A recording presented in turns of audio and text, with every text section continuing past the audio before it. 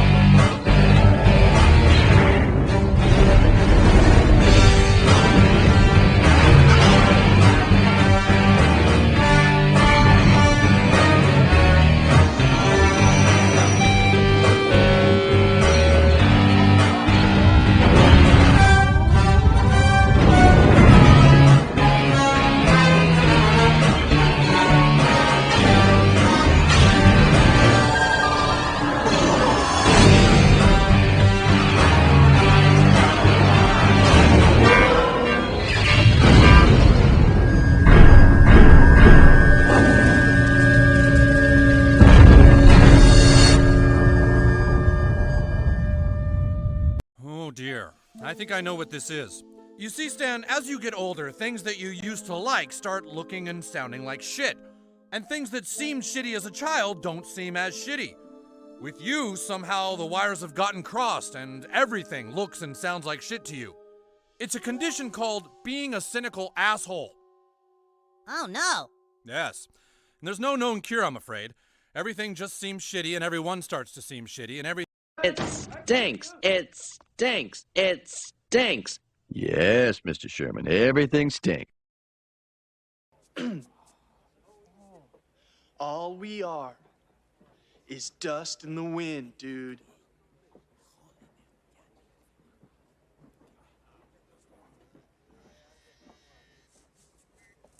Dust. Wind. I've kind of lost control of Star Wars, so it's going off in a different path than what I intended.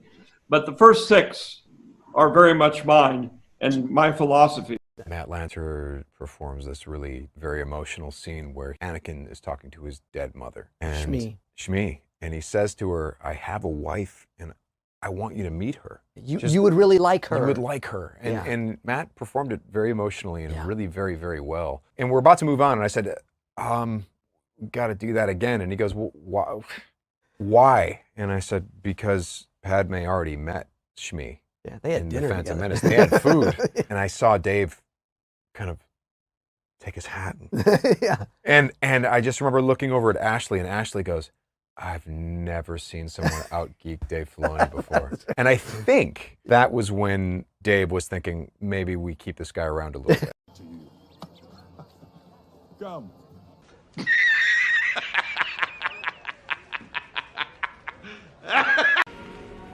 Don't you understand, Steven?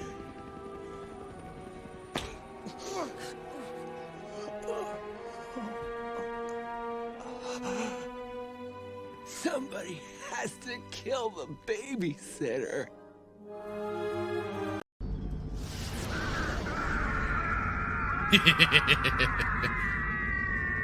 You hate to do it, but at the same time, it's hilarious. Hello and good evening, everyone. Welcome to another episode of Saturday Night Sith. I am your host, Fractured Filter here, and with me, as always, my buddy Jay Hitman. How are you tonight, sir? Dude, so excited. Round 74. Yeah, number 74. We are climbing them ranks, buddy. We're getting up there. 74. And with each rank that we climb is another day closer to the atrocity that is Ahsoka. So Yeah, we are getting there. We are getting there.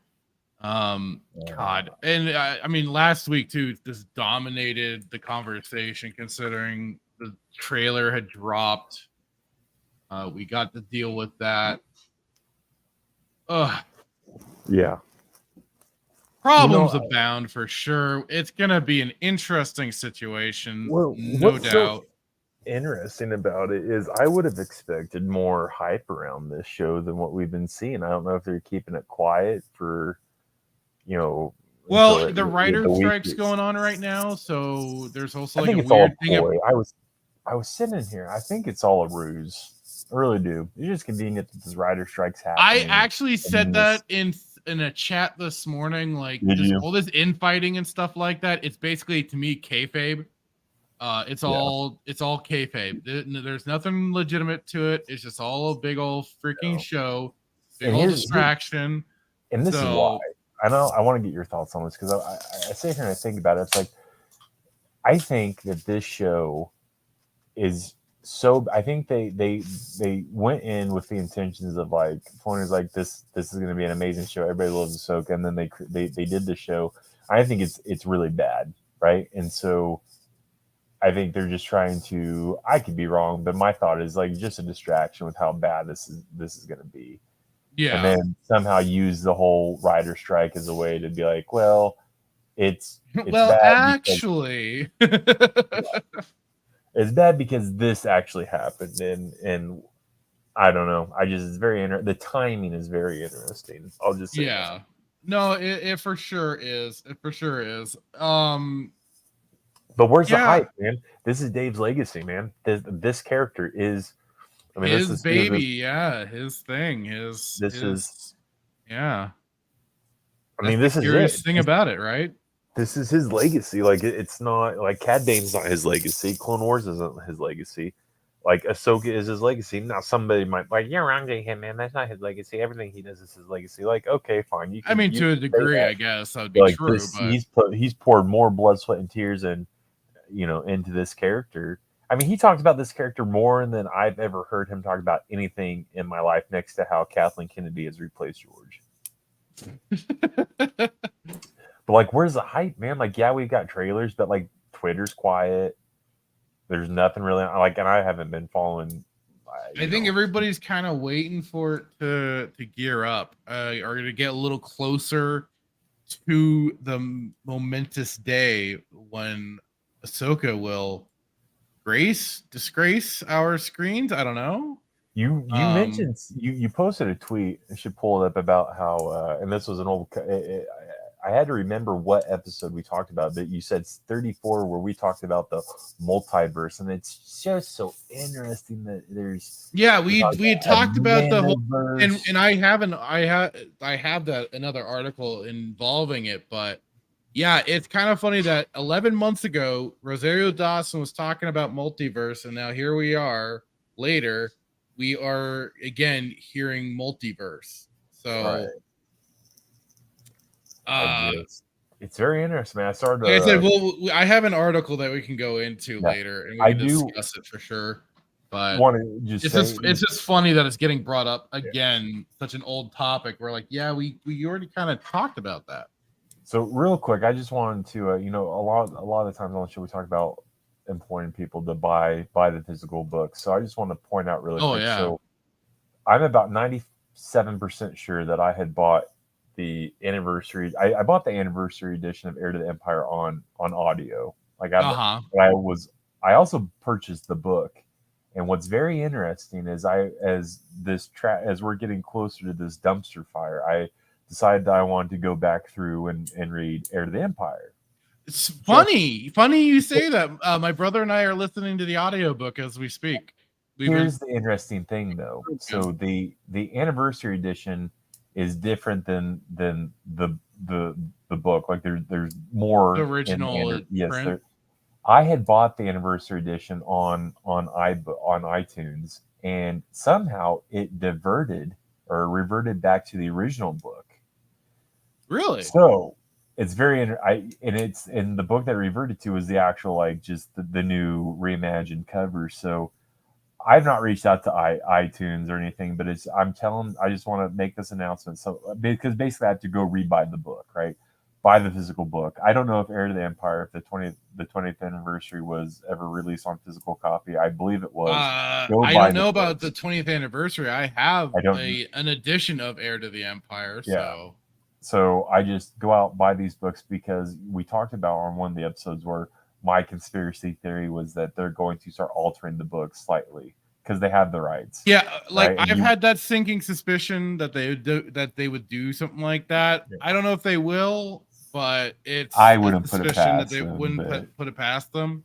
I also said that I would never wear aluminum foil on my head when I do this show, and last show I started wearing aluminum foil on my head so they wouldn't know what I'm thinking. Well, when Wookiees are around, that kind of happens. Oh, yeah. But that's the first order business. Just, yeah. And speaking of Wookiee, he was the first to drop into the chat, says, let's fucking go. Make Hitman watch Rebels. Speaking of your little poll, by the way, though, speaking of your poll, and I'm a bro, and I tried to help, and I think it might have helped.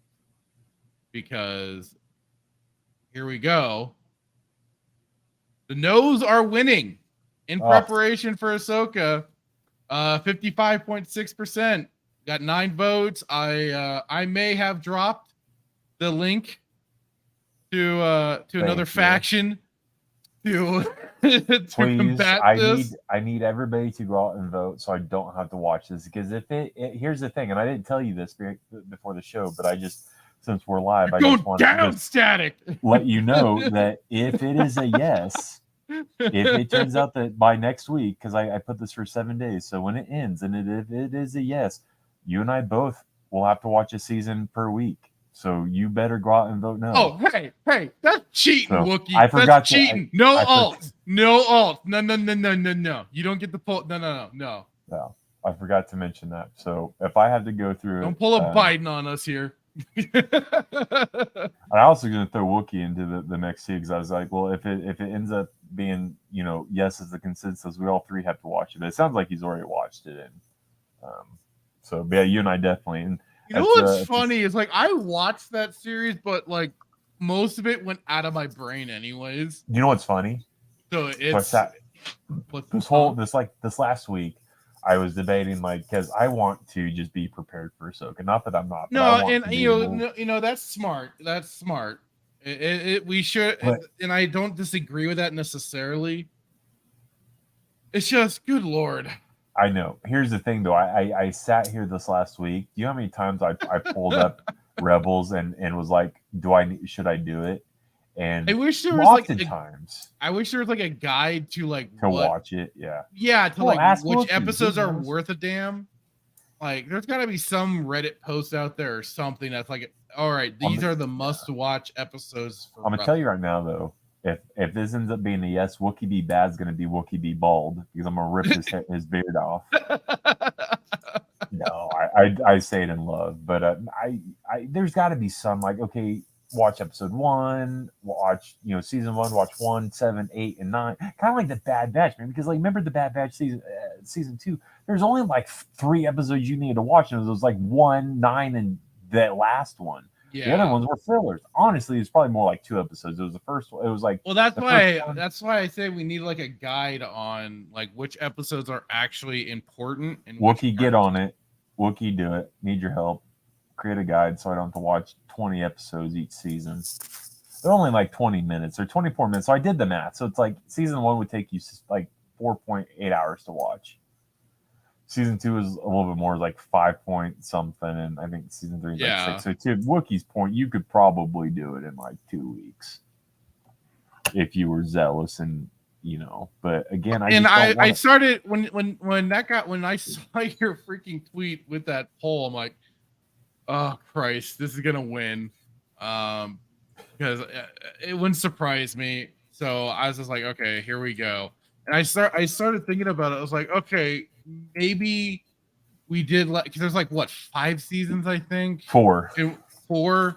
Yeah. So we could like watch a season a week and review it, maybe. But yeah, I mean, technically the math would work because we still have time because this is August 24th. So if we're gonna, that's why I think it just was happenstance that I put this for 7 days. So if my math is right, it could be wrong, but we'd have. Well, there appears to be. Hang on. I did find this. So I guess there is an episode guide. So if this does end up becoming a thing, here we go. Shout out to Static retweeting it. Thank you. He wants you to lose. He wants you to watch this. Yes, he wants you to watch this. Oh no! Delete it. Delete it. Delete this poll. You don't understand. He wants us to watch this. So okay, let's look at this really quick. All right, so season 1 looks like we'd be. Oh God, really? That many episodes? 1, 2, 3, 4, 5, 6, 7, 8, 9. Oh, okay.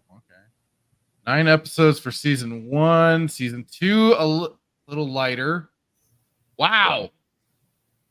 Season 3 also pretty light, but then season 4, we're watching all but 2 episodes, or all but 4 episodes. It looks like 2. 60 to 61. So 4 episodes we wouldn't be watching, but all the rest, we would be watching. Christ Almighty! But this is where things just fall apart. Because this is where I thought Static was on the side of us. No, he wants us. No, he wants us to watch it. Static. He's all for bringing us the pain. Yeah, and a little more pain. But it looks like season 2 is probably season 2 and 3 are probably the light. 1 and 4 is where we're like, baskets. But I just don't want to sit there and watch somebody wield a lightsaber pistol. I mean, okay. So to be fair, if we're gonna be fair, it's a terrible construction. No, it's absolutely asinine. It's on the whole aspect. No. Here's the thing: on the aspect of a Jedi hiding, it's not a bad idea. Because you are having 2 weapons in one. You get your little stun pistol, which shocks people out and everything. And then at the same time, if you really need to, in a desperate situation, flick the switch, and you've got your lightsaber right there. It's a handy 2-in-1. At the same time, that's a very detrimental weapon, because the minute that thing's taken away from you or broken, you're screwed out of 2 weapons. So it's a double-edged sword sort of situation, but at the same time, like I said, I get the idea to keep hidden. So I understand that aspect, design idea of it. Otherwise, though, it is kind of silly. I get you. I do, Hitman. I understand what you're saying, but because this is the full Empire era, it's actually not a bad idea of having that weapon to be something to keep them hidden, while at the same time having that weapon available. Hide it in your rump, buried in the sand like everyone. Jesus Christ, is absolutely asinine. It's 1, it looks dumb. 2, are you telling me that you can't hide? Like you can't hide? Like, oh, it's a blaster. So okay, if you walk past an Imperial, right? This looks like this is some crazy pistol I've never seen, but it's still a blaster. So move along. Like, I don't know, man. It's just asinine. And then, which is better? Okay, Ezra's lightsaber or Kylo's lightsaber? Because they're both are absolutely stupid. I mean, here it is too. Like, this is the weapon. This is the light. It says lights. I thought I was searching for the damn gun pistol thing. Yeah, because it's supposed to have like the pistol end while at the same time having the lightsaber portion too.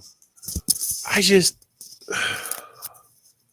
Yeah, this kind of shows more in the front there. ooh. Does Wikipedia say whether or not the his lightsaber is male or female? I don't know about his Kyber crystals preferred pronouns. No.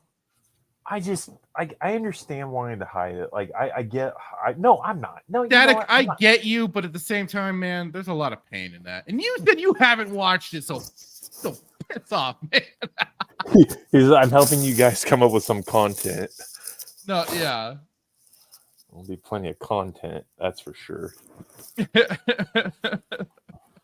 Static can watch it with us. We'll do a live stream. Do a watch party. Do a watch party. I don't know. And then the whole thing, like my love. Hang on. It's circulating. Oh, Dermy retweeted it. Oh shit. I don't need the little Transformer chaser retweeting that. Come on, man. Who's Dermy? Another YouTuber. Oh, great. I think the other thing is like why it's gonna cause me so much pain. What? They've tied it. Shit. I shouldn't have said a goddamn thing. Because like you said, it's tied now. Wookie? I'm gonna lose my mind. This boy just Are you pulling this up? It's 50-50 now. Wookie just tweeted, calling all followers, I need you to vote yes on this poll. Ugh. Well. Cool. I guess I should have Yeah, I know Dermy's the king of back tacos. Yes, I know. I've heard full well of this. His degenerate ass needs to go in the dumpster along with rebels. I don't know. I will lose my mind because, like I said, I mean, anything and everything I know about Thrawn obviously comes from EU, Heir to the Empire, and how they just when you're telling me how they take him out on the Chimera with the space whales, yeah. I just can't, dude. I can't do it. I will have my brain will explode. My brain will explode if this happens. And then like the lightsaber thing, and then like the world between worlds ridiculousness, and hopefully there's no Morris arc in this thing because I was just dumb. Mortis was it the Mortis? I can't remember. Oh no, that was from Clone Wars. It's not in there though. It had the whole Mortis arc, yeah. Is Luthen in this show? No, he didn't get. He was created for Andor. He's not in Rebels.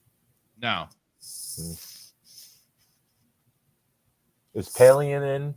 Yeah, Palian's there. Is he worse or better than he was in Andor? He's almost kind of like very much almost a background figure. He kind of gets overshadowed by this weird bowl cut lady, if I remember correctly. Is Sid in it? Who? Sid. Oh. I can't. So based off that, I just don't think I can do it mentally.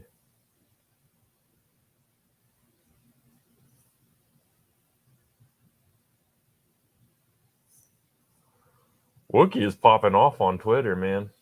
He's not. I'm calling in my gun what I can, man. Calling in the cavalry.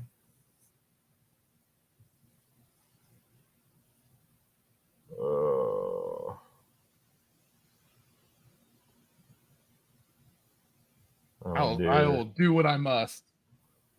Calling the big guns. You are evil, Wookie. You are evil. 11 votes, 55-45. Oh dear.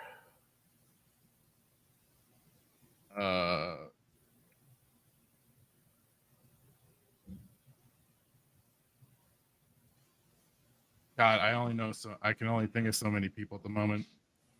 Oh God. It's like I've also been like haven't noticing some people online recently. Yeah. Shout out! I wanted to. Oh, Wookie! No, you son of a! How dare you? What happened? He's using the Star Wars hashtag. That's sure to get some of the Ahsoka spurgs out there. But that's not fair. That's wait, dirty. never mind. I misread. I thought he was retweeting your stuff. It's for our stream. Thank you, Wookie. I take that back. Thank you. Thank you. Quick shout out to Twitter has been doing a lot of stupid stuff recently, and especially with like that whole recently even limiting direct messages and stuff like that. So it's been really retarded over there. But some positivity. I was actually really surprised to kind of see this, and I was like, "Oh, that's really cool." But man, I don't know what did it, but our stream 2 weeks ago, 73? No, 72. Sorry, 72. 2 weeks ago, 72 has like it's probably our highest viewed live stream. Let's go. So pumped. We are at, for this one 553 views in total so far. That beats out episode 45 when we had Raging Rhino, Script Trooper, and Tusken Bob on. That like demolishes it. That one was at 128.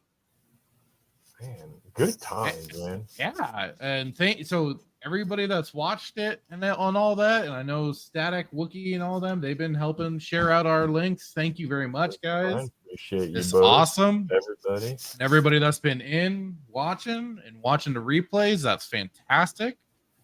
Hope you've all been enjoying the show. Well, really quick, I know that you tweeted it. I think I retweeted it. Just wanted to give a personal shout out to Raging Rhino. Almost, if he hasn't surpassed 4K, I feel bad though because apparently, as I follow him on Twitter and whatnot, I guess I wasn't subscribed on his YouTube. I guess I missed that. So go and give him a follow. But almost 4K, if he hasn't already.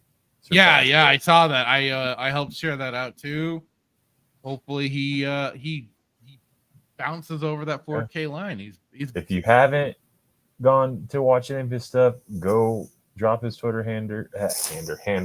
Go watch him, man. He's absolutely like just solid. Like a lot of he does bring the rage. He for his casual rage shows, it is fantastic too. He brings. Oh God, I don't know if you caught last week, but man, it got awkward. The philosophy.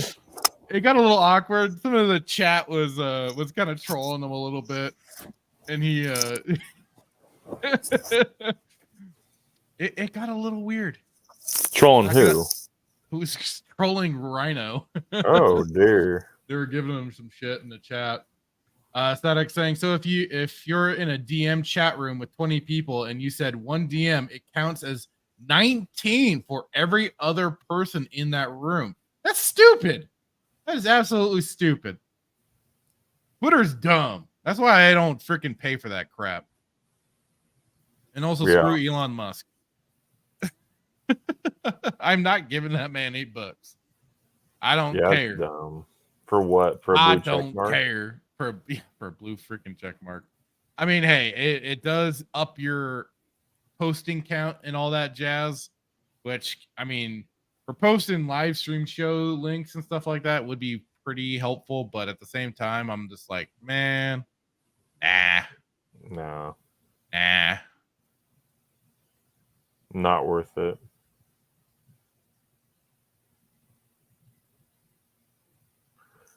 Let's see.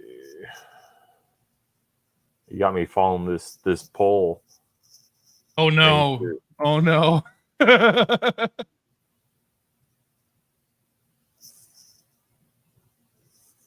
the danger sometimes of leaving it up to the viewers. Well, I just figured everybody that I follow and follows me is on the same page, and they would just vote no. Echo chamber, damn it. Static saying, yeah, it's done in effort to get people to pay. He can F right off with all the shadow banning that is still going on, even if you give them money. I've been hearing some people talk about that still, that some of the shadow banning's kind of going on. He hasn't exactly vetted people that has been hired in there or is still in there. So yeah, even though people are, I'm gonna leave because no, I'm sure they still kept their jobs and stayed in there. But and you know, the thing was too is like I get it trying to limit, especially like a lot of the kind of bots and stuff, because anytime I would mention graphic arts stuff, like I would get slammed with suddenly like either like, oh hey, want to chat and get some things figured out for blah blah blah blah blah. I'm like, no, I'm not asking. I wasn't inviting you to do that. You just, and so like I can understand trying to squash some of those and some of the bots, but when you're just limiting the folks that are just there, you know, trying to use it for the tool that it is, it's really freaking annoying. Yeah. So, I'm not gonna pay. That's hell no. I ain't paying either. I wasn't gonna pay before, and I'm sure as heck not gonna pay now. No, not for 1 cent. Because I mean, if need be, it's like I will limit myself if I need to. I don't need to use things however way I can figure out, you know. And if I have to, I'll make big old Twitter threads. I don't care. I'll do it. Beat the system. He's gonna make it to where you're gonna have to, though, to beat the algorithm, or not, maybe not beat the algorithm, because there is always, I hear there's algorithms within Twitter and Facebook. I don't even do Facebook though, but yeah, there's apparently weird little stuff like that for it. Not doing it. Absolutely not. No, sir. I will not do it. Did we talk about last week? I don't know if we got to about Disney Iger selling off some of the stuff on Disney Plus. Did we get to that article? No, I don't think that was a topic last week for us. Okay, no. Then I must have I think I found it earlier this week, but boy, howdy, sounds like Disney Plus is not in a good spot. Do you have something? Do you have that article? Yeah, it's under the show notes on Discord. I can pull it up here.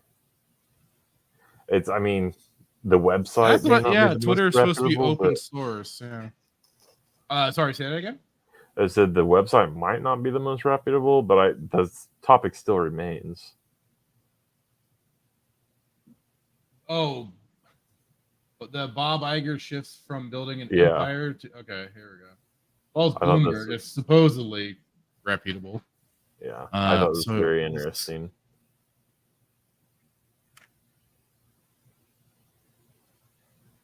All right, let's bring this up.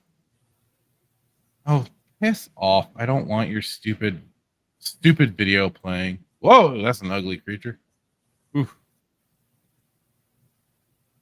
Okay, yes. Bob Iger shifts from building an empire to a Disney yard sale. Apparently Netflix just had its best month in years, and Disney is looking to sell its TV assets. What does that mean for the future of Hollywood? Things are burning, baby, burn. It's really quick. Okay. So yeah. Is this okay? Yeah. Saying good afternoon from New York, and thanks to Thomas Buckley for the help with the hack newsletter. Jesus. Well, we will get to the major Disney news in a minute. Let's look. Oh, I don't care. So, all right, whatever. Let's look ahead of the big week for Netflix and the entire entertainment business. The worldwide leader in streaming TV will report second quarter financial results on July 19th, and expectations are high. Shares of Netflix are up more than 90% since the market bottomed out in October, and the company is the 11th best stock in the S&P index since then. Interesting. Investors and analysts are optimistic about the company's advertising business and its crackdown on password sharing. See, this is why, you can't leave things up to people to like boycott and crap like that, because they just won't freaking do it in the end. They're worthless for it. I think Wookiee did a video on this too, or at least talking about the whole. People are they'll go back like 3 months later and still deal with it. New data from the antenna_y. Juno's Netflix best core. This is about Netflix or about Disney? I thought it was about Disney, but maybe it is about Netflix. I don't know. Maybe I got bamboozled. Netflix's best. Well, I mean, that's the headline. It's Bob Iger shifts. So clickbait is what it was. So yeah, this is all about Netflix here, but Bob Iger shifts from building an empire to a Disney sale. Here we go. Bob Iger built Disney into the world's most powerful entertainment company by acquiring Pixar, Marvel, and Lucasfilm. Lucas was bamboozled.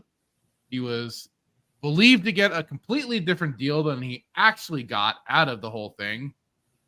Iger played some devil's work with that. No lie. He detailed it in his own freaking book, too. Iger put roughly a third of the company up for sale this week, declaring Disney's linear TV assets non-core. That includes TV networks ABC, FX, and Freeform.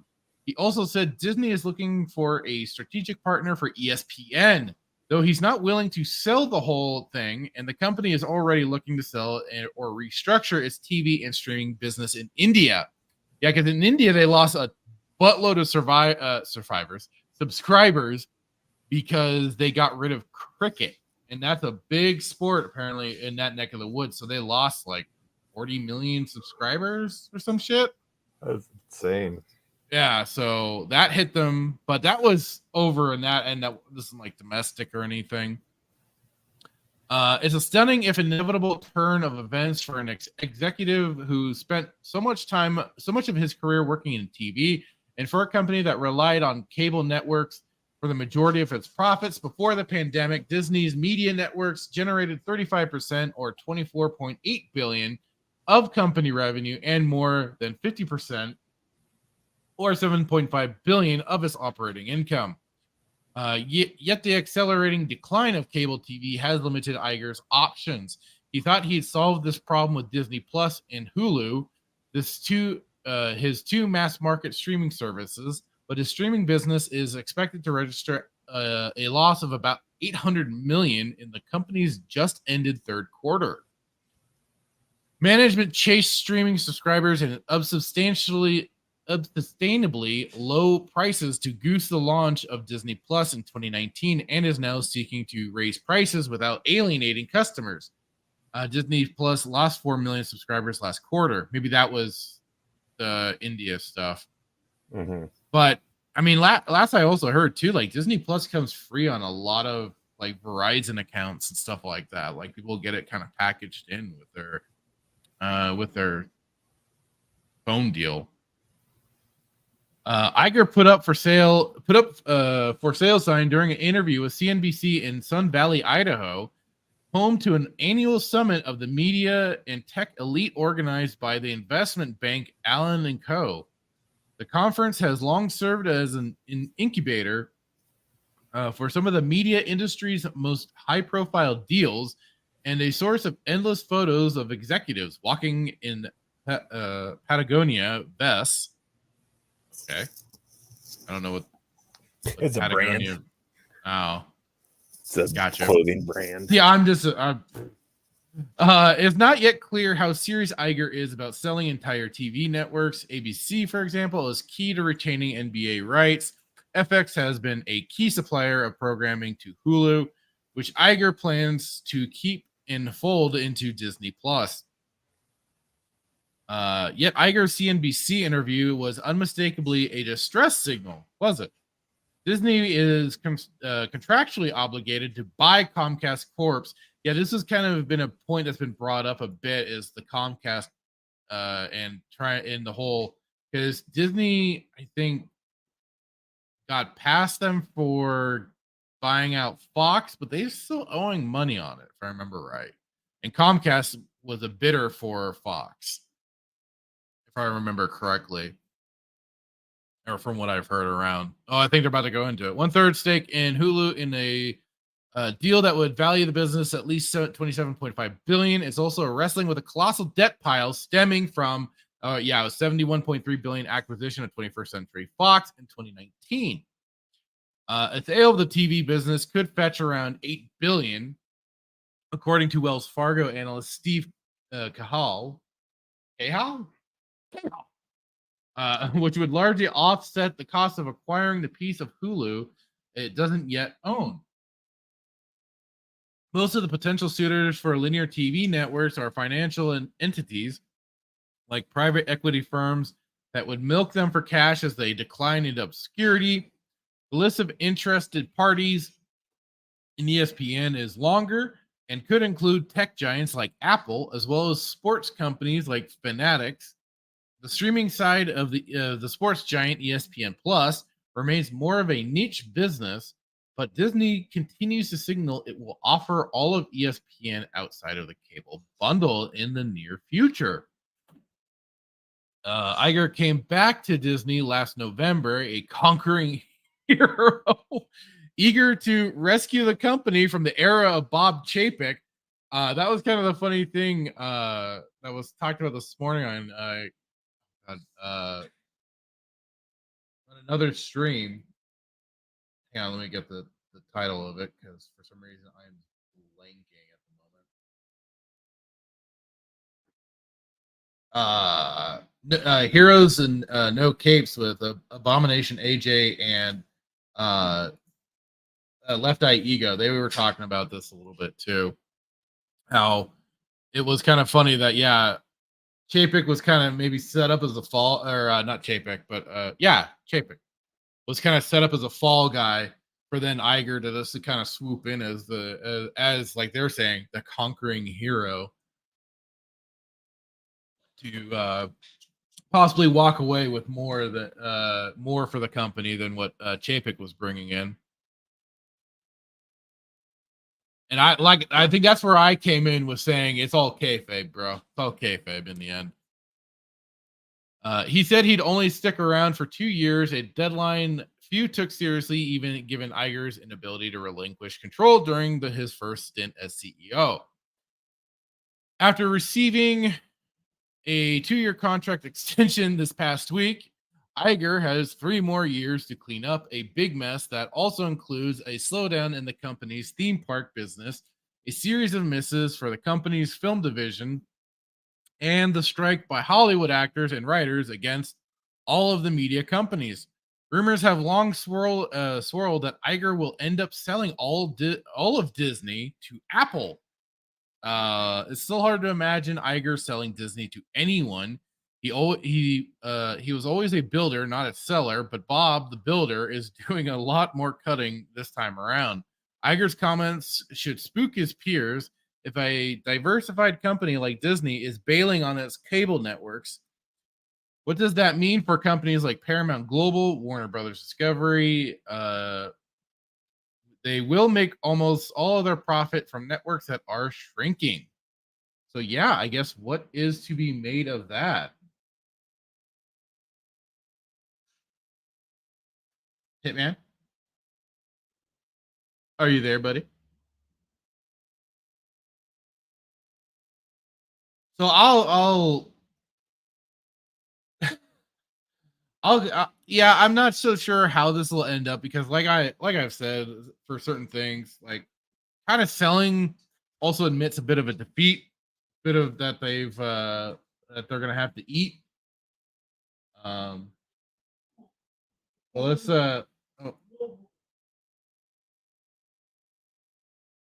let's see here. Static saying Netflix lost their butts on the market the other day, something like 20 billion. So this is a little bit probably out of date for the article. 60-40. Ice cream so good. Yes, it is, Wookie. Ice cream is. Oh, I have ice cream sandwiches in the freezer. I just remembered that. Static 2020 saying Jeremy from Geeks and Gamers said Iger would be back when this all happened. I think I remember them saying that. Yeah. Wookiee thinking China will buy Disney. That's a possibility. I still think Apple will buy Disney. You think Apple will buy Disney? I do. Like I said, Apple has more money than Disney. It just like there are just certain things I would just maybe would actually surprise me just a little bit because, like I said, like I've said with certain things, it's like admitting defeat, Right. And I would think that'd be like a big sticking point of. Here's the thing, though, Iger, like they're selling off Disney Plus. They're making deal. They're having to do this, and I haven't seen this yet. But we talked about last show. We were like the whole ad service, right? So like the simple, and I could be wrong. I'm not the smartest guy in the Crown Box, but I think Tuscan Bob, when he was on, he talked a little bit about like the whole ad thing and streaming platforms and profitability and whatnot. But the simple fact that you have to now make a deal with ads means that you're in a tough spot, right? And true. But then on the flip side, that is, so you're taking the money from the ad, like the companies, right? But then you're going to offer a service. You're going to basically charge another $10 a month for no ads, right? So it's like, because people don't want to do ads. That's why like Hulu, like I hate Hulu because Hulu does ads. So like I will pay money on a platform that just to not do to do ads. But it's just very interesting that they have to do the ads, go the ad route, and then Iger's like going to sell off like 1/3 of, but in other countries, like, so Disney like owns like Star. So like depending on where you're at in the world, if you're in Canada or UK or whatnot, like if you subscribe to Disney Plus, you have the option that you can watch Star, right? So that's a whole nother, it's kind of like a whole nother tab within Disney Plus. You have Discovery, you have Pixar, you have Star Wars, you have there's a couple other ones, but like Star's an option, right? So you're selling off 1/3 of your, I don't know, movies or whatnot because you're basically trying to be a garage sale, you need money. Like, I don't know, but I thought that's what they did with Netflix, because like The Punisher obviously is Marvel. It's a Marvel character, but like I'm assuming how it worked. Like Netflix somehow were leased the rights, or they it was something like that, and like that was been the thing. Like with a lot of these companies, they would lease out these shows to a platform like Netflix until they decided, hey, let's do our own thing. Like it's just so asinine, because I know like the parks are separate for like Disney. So like Disney's the company, right? And then you have you have like subsidiaries, or you have different like branches under this umbrella. But it's like it's so hard for me to understand and fathom. Like yeah, they lost a lot of money in COVID, but like they make so much money at these parks that like these parks like should essentially like it's asinine to think that you have to sell 1/3 of your streaming platform, because, and again, like they undercut the competition. When Disney Plus first came out, it was $4.99, right? Like I mentioned here. Yeah, it was like $4.99, and Netflix at the time was charging, I think, $7.99, right, or $6.99, something like $8.99, maybe. Yeah. I think it was. Like and then obviously the $4.99 went away. Well, I don't know if I think those people may have been grandfathered in. I don't think they could get rid of the grandfathered clause though. But so I don't know, man. It's crazy to think that like you have to sell this, and like Chepik, I think he was a scapegoat. I think Iger left, and that he was always going to come back. I think Chepik something. I think he was just a scapegoat, but I don't know, man. Will Disney ever sell? Probably not, but I think Apple could buy them. Apple has more money than, they have more money than. Well, and the funny thing is, though, too, is like some of these these companies that have like started up these streaming services hadn't quite brought into consideration just how much goes into it. Because they need all their servers. They need to make sure that they're maintained. How much are you paying? Like, it's hard for me to like. How are you not profitable? Because you're charging $10.99 a month or $99 a year, I think is what it is, or $89 a year, because it was $69, went to $79. I think it's $89 now, or something like that. Like something like that. Unless you only have like 20 million subscribers, then then I guess that makes sense. But like, I don't understand. Like, you're shysters. Like, you have raised the price, so like, how are you not profitable? You're like Think about that. Like if you have 50 million, let's say you have like 50 million people or subscribers or 45 million subscribers at 10.99 a pop, times that by a year, like that's what you make just in a year. Like, is that your overhead? Or is that not even, does that not even come close to the overhead? Well, like I said, need? you still got server costs. You got how much? Like you're the more of tech guys that are maintaining the servers and shit like that. So, well, you can speak better about this than I can because I don't. I can only take guesses, but how much money are you really like? Just take a guess. I don't know how much they cost exactly, but I mean, I just think of like the maintenance. You can think of it like only if you like. I think of like always like MMORPGs and stuff like that. Like that's why that was like their reasoning for charging $15 a month for a lot of games. So it was like server maintenance and costs and stuff like that. But if you're Disney and you own the damn server room or whatever, like you could pay these guys minimum wage. Like if you own it, like you have a monopoly on it. It's like it's I don't know if it's really capitalism, but it's like if you own a business and you own, I don't know, maybe I'm just misunderstanding it or I don't understand it. But if like because you say server rooms and all this, so if you own the damn room and all you have to do is just pay for the cost of like pay the people. Well, like I said, there's the maintenance behind it too, and making sure that people are able to anytime fire up whatever they want to watch. There's a lot of maintenance that goes into probably, and I probably can't speak. It's crazy to think like if you see, because the parks are always packed, man. They charge. I mean, they're marking this stuff up 400%. That's not even an exaggeration. Like we talk about like Best Buy marking stuff up 400%. Like Disney absolutely do when it, and maybe or maybe not, because maybe California, maybe a bottle that there's 10% or 11% sales tax, so maybe a bottled water does essentially cost $5.69.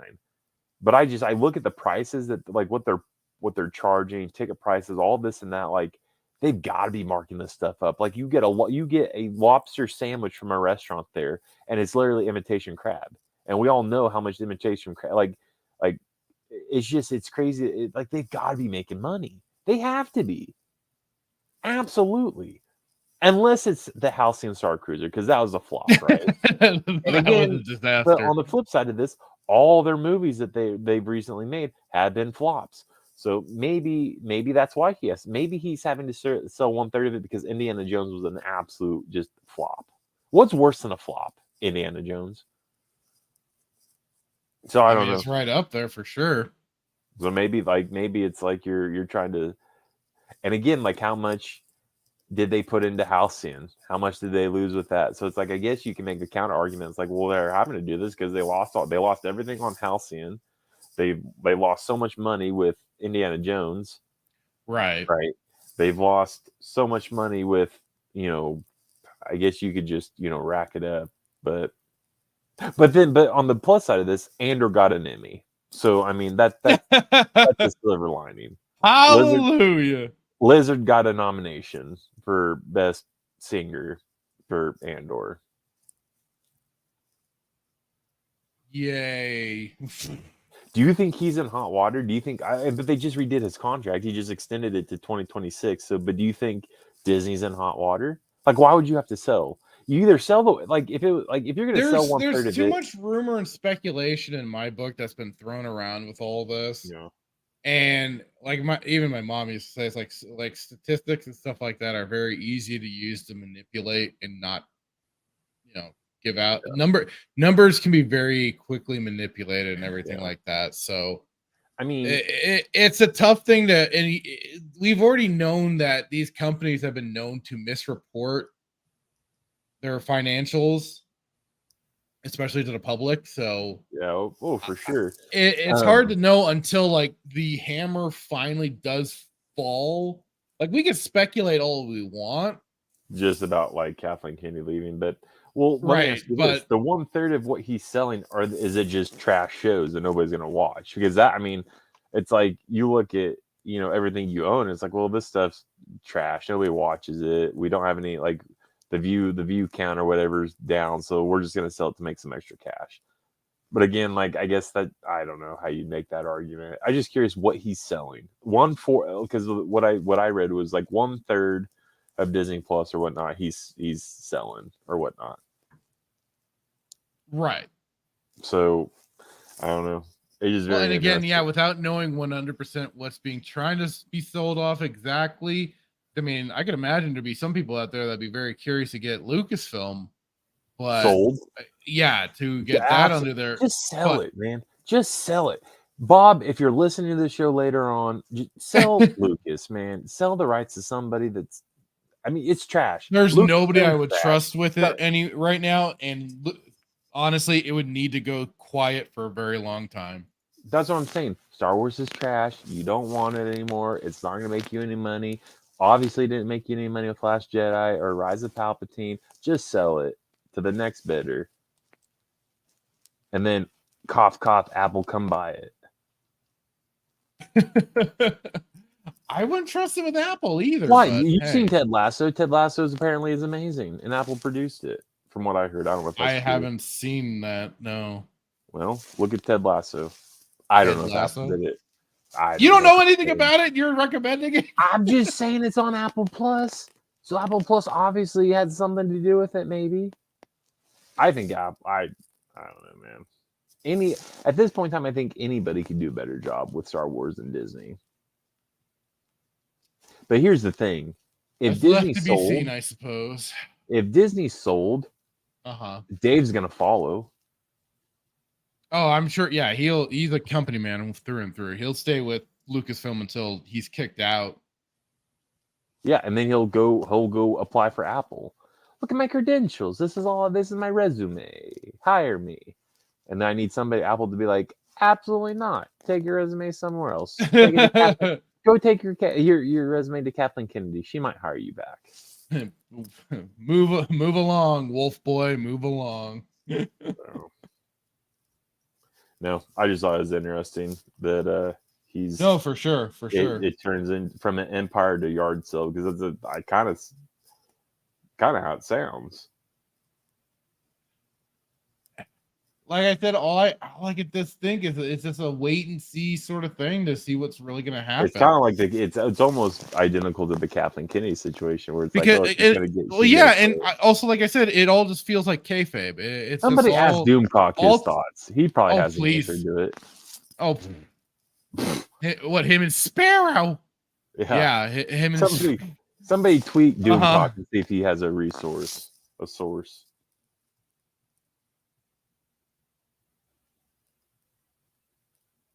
God. Like I said, well, this is a definite kind of like we'll have to see what happens with that.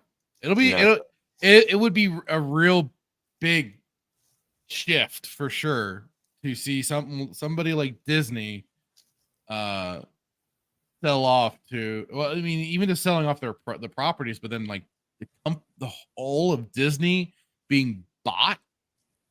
Yeah, that's kind of a shift right there in a lot of crazy ways. So it would be interesting. It would be very interesting to see when that happens.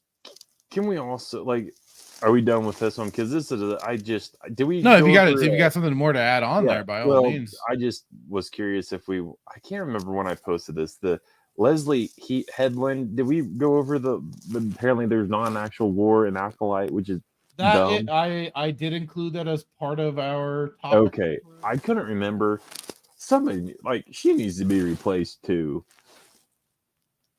Well, hey, but Acolyte is just a sizzle reel, man. Well, there's nothing to worry about.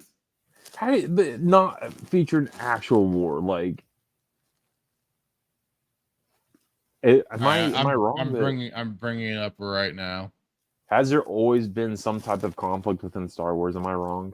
Out of all, I could be wrong. I'm not listen. It is called Star Wars. I am a EU apprentice, an acolyte, if you will. No pun intended. So there's a lot of stuff I don't know, but I to my knowledge, I think there's always been some type of conflict or war. And to feature a show that has no conflict or war or conflict of some kind. I mean, yeah. My goodness, there was a conflict in Andor. As stupid as that show was. So yeah, Leslie Headland reveals Star Wars The Acolyte does not feature an actual war.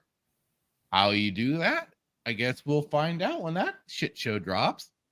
Leslie Henlon, the showrunner and creator of the upcoming Star Wars Acolyte series, recently revealed the series does not feature an actual war. Speaking with Entertainment Weekly at Star Wars Celebration in April, Hedlund's comments were recently shared to the public.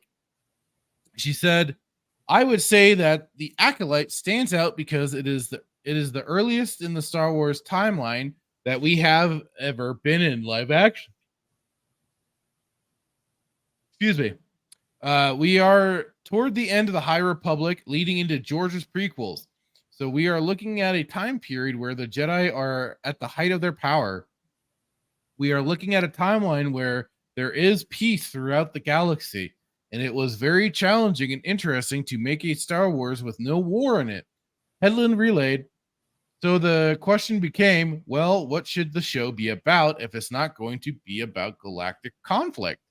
It doesn't have to be galactic conflict. Just, even small scale is fine. But yeah, usually you need something in there.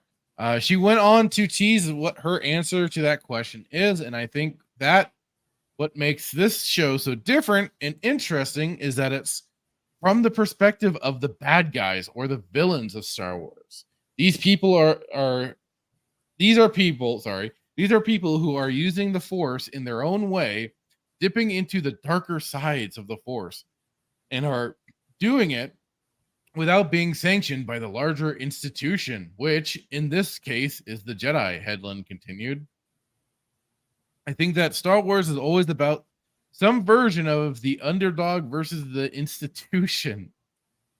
But the Jedi are just literally what the Force is. And the Sith, the Darksiders, they are the imbalance brought on to the Force. George made that very clear. And when Anakin, was brought back to the light, destroyed Palpatine, he fulfilled the destiny of the Chosen One.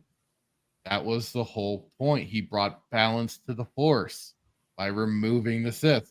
Getting rid of the dark side is bringing balance. Even though we here enjoy our Sith, but so she went on, and I just thought it was very interesting to do a show about the bad guys and to set that during that time period made the most sense. So I think that's what sets it apart. It's kind of almost flipped. We have more Jedi than you've seen in any of the Star Wars content. So you're going to somehow outdo the prequels. That'll be interesting. Yeah. But at the same time, I think you see more morally ambiguous characters than you've seen in other Star Wars content. Oh, it's always again and again with these people not understanding Star Wars and what Lucas laid out. Mm-hmm. And I think I can say that this is I can say this pretty confidently. I don't think you're going to see action in other shows the way that you see it used and utilized in our show. She concluded. During another appearance at Star Wars Celebration, Hedlund echoed many of these talking points about the series. She said, I think one of the things that would be helpful to kind of put in perspective is that we're at the end of the High Republic era and moving into George's era. So we kind of retreading some ground there for the Phantom Menace. So my question became, as a fan, when I initially pitched the show to Kathleen Kennedy, which was an original idea with new characters, not connecting to Skywalker Saga or any of the existing characters in the High Republic.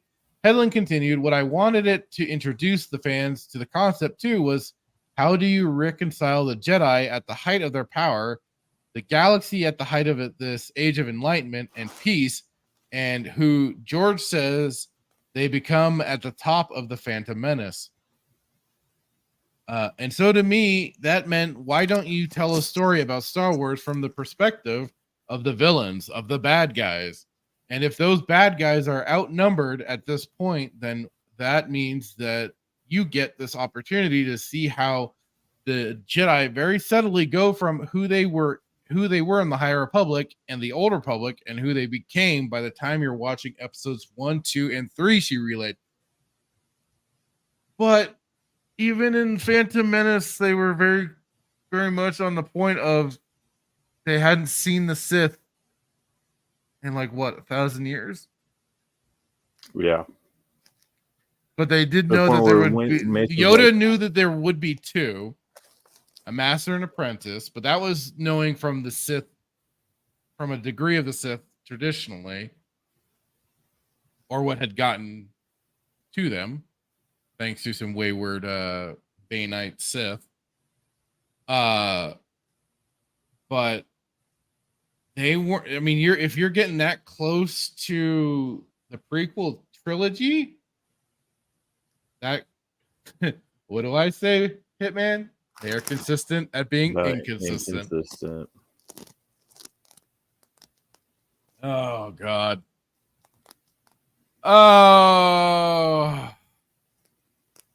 Hedlund previously shared insight into the series during an interview with the AV Club back in 2021, where she seemed to imply the series would indeed feature war, given it's set within the Star Wars franchise.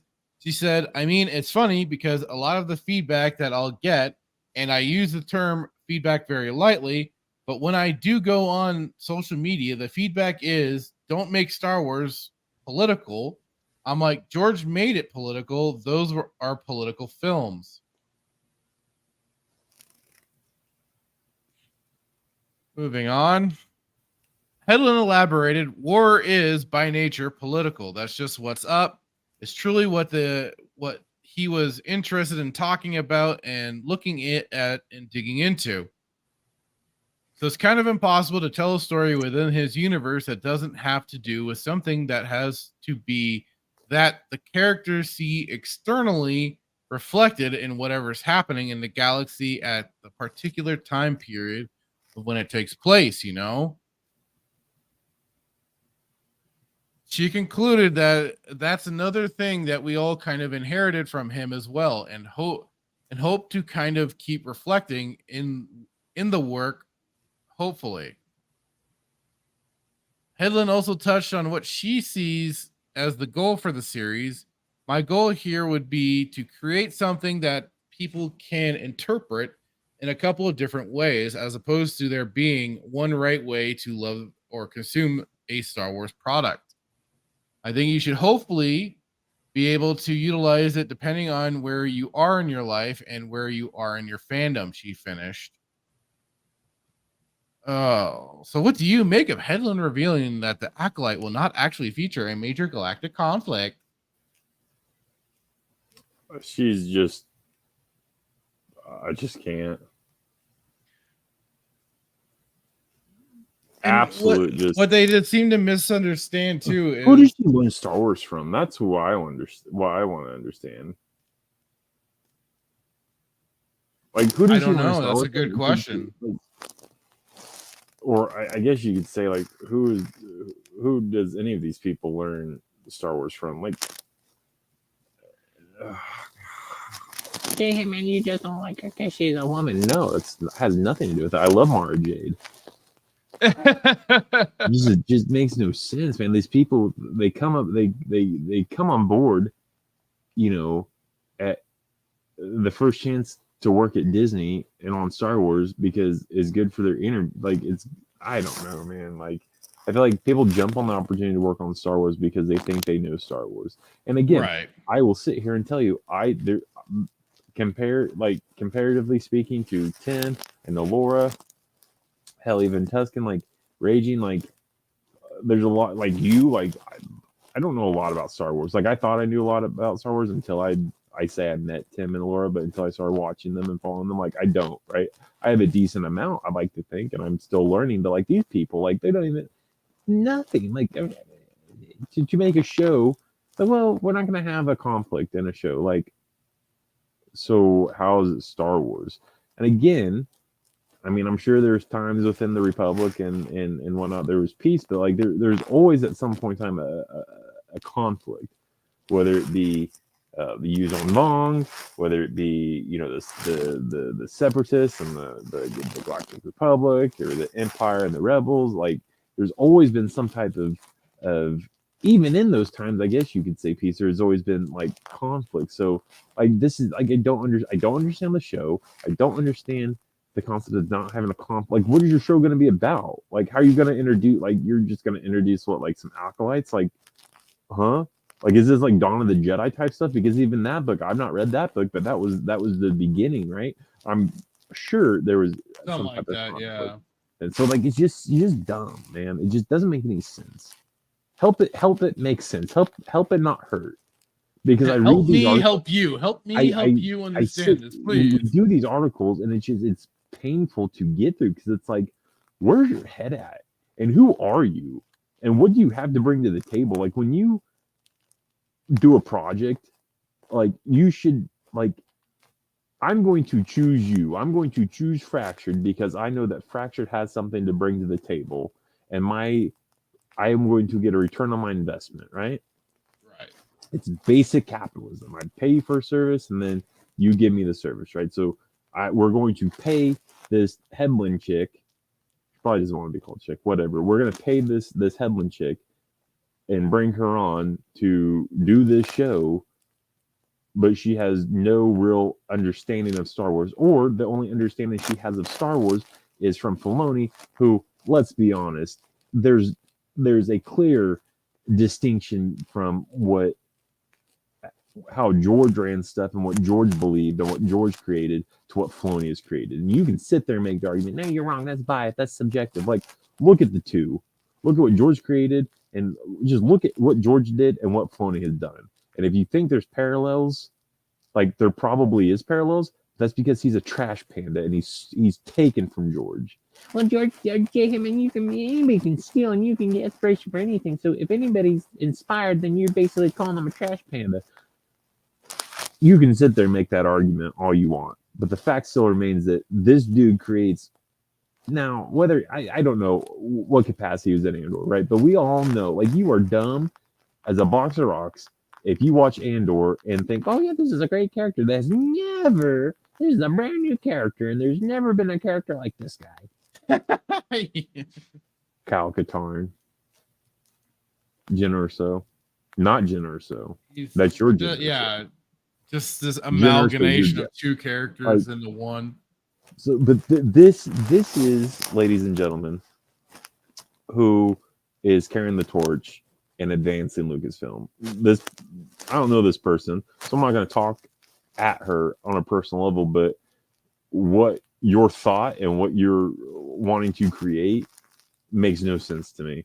And again, that's my opinion, and you're on the show, and I assume that you like to hear somewhat of my opinion, but like it doesn't make sense. So help it make sense, because my brain hurts. It's like, you, along with Filoni, need to just be fired or go do your own project. Go indie route. Go the indie route, man. If go do your own thing with indie. Create go create your own thing. And I again said this on the person's podcast earlier, or stream, that if you're gonna go independent too, be independent. Like, stay independent, and basically do a bit of what George Lucas did.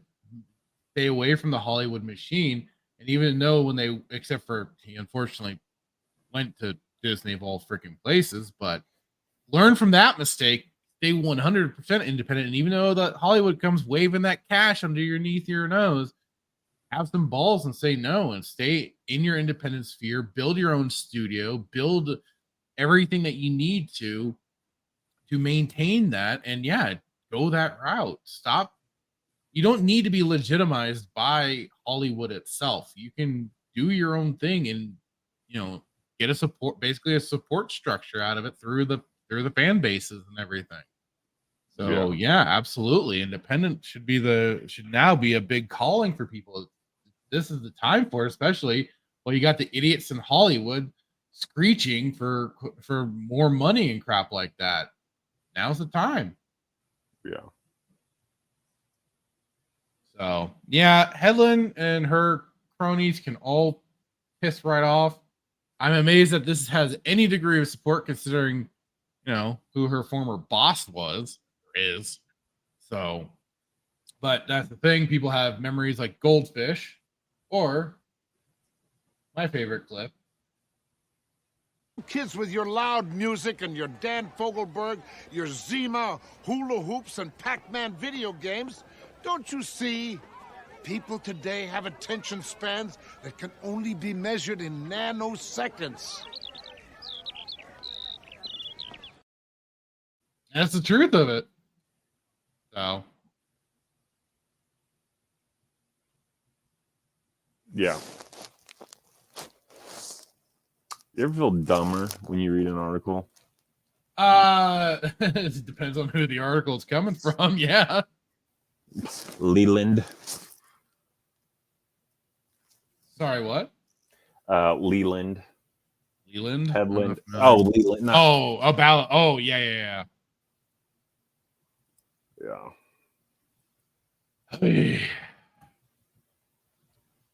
So I've got also something that always kind of piques my interest a little bit. Dude, let's go. A little outside of the Star Wars sphere. If it's Barbie. Oh, Lord, no. But Microsoft launches new moderation program that allows players to, quote, capture and report inappropriate voice activity on any multiplayer game with in-game voice chat. Report your neighbors, folks. Let's go. This has been a thing, though, you've been able to report players for but this sounds like this is like they're saying capture and report voice activity. This isn't just I'm going to jail filing a complaint. Sorry, go ahead. Well, I just was going to say that I'm going to Microsoft jail because I was playing Call of Duty last night and got hit by an RPG multiple times. And I told this kid I was going to rip his arms off and shove it up his butt. And he'd go ran into his dad and cried.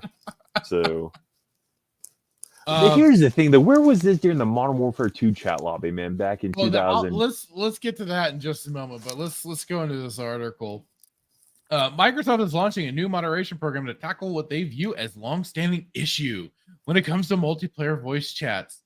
You mean a bunch of friends getting together and just talking a bunch of shit?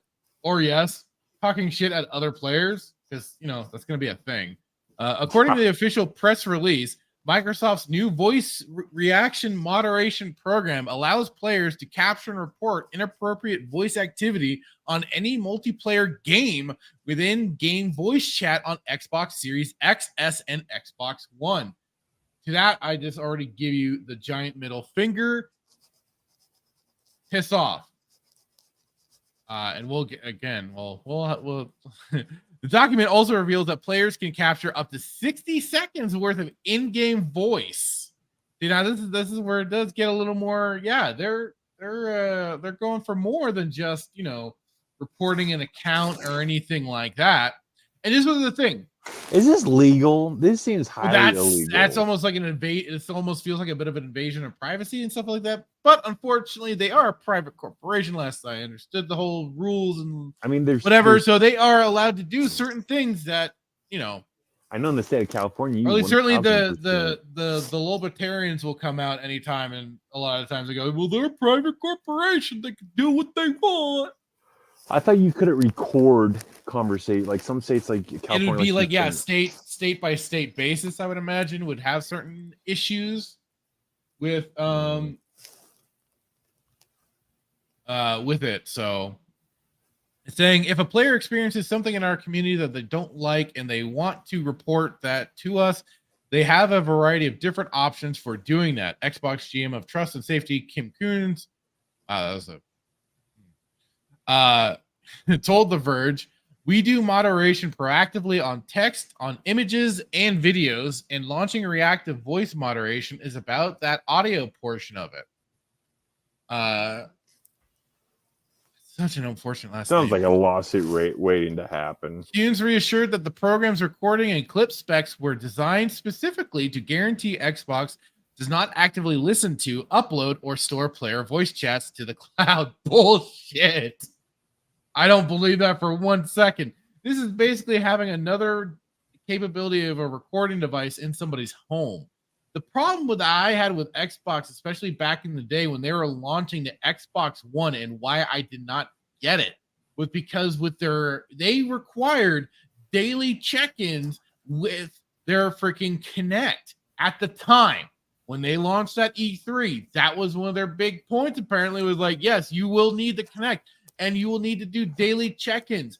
This is just a further evolution of this sort of crap. That's why I'm glad I went to another, basically, at the time, a lesser of two evils. I went with the PS4 instead, but, you know, I hate these. I hate. What are the legal ramifications of this? Well, that's going to be the question, right? Like, It's in your home, and Yeah. the Second Amendment. Like, if you tell me, if Fracture's like, Jay, hey man, I'm a Star Trek fan, I'm like, well, go jump off a cliff.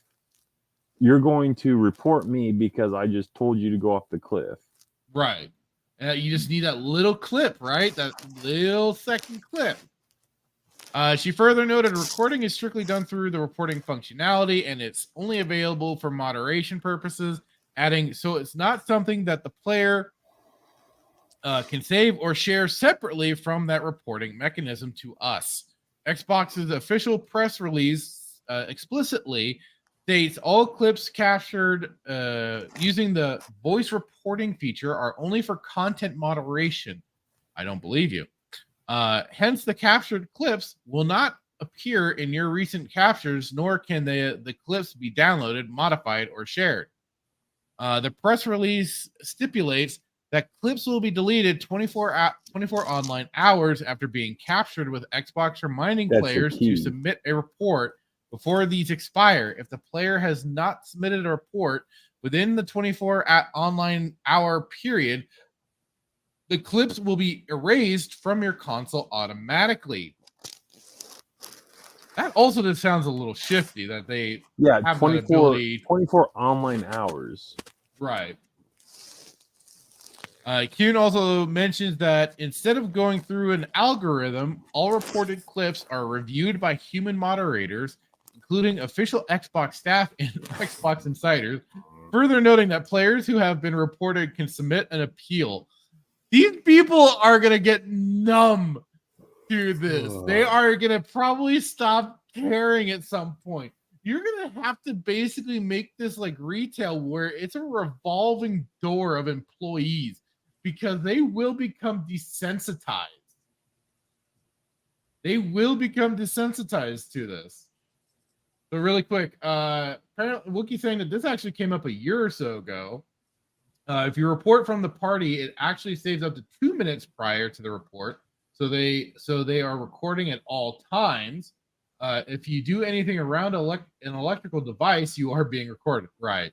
Like our phones and stuff like that are basically little recording devices.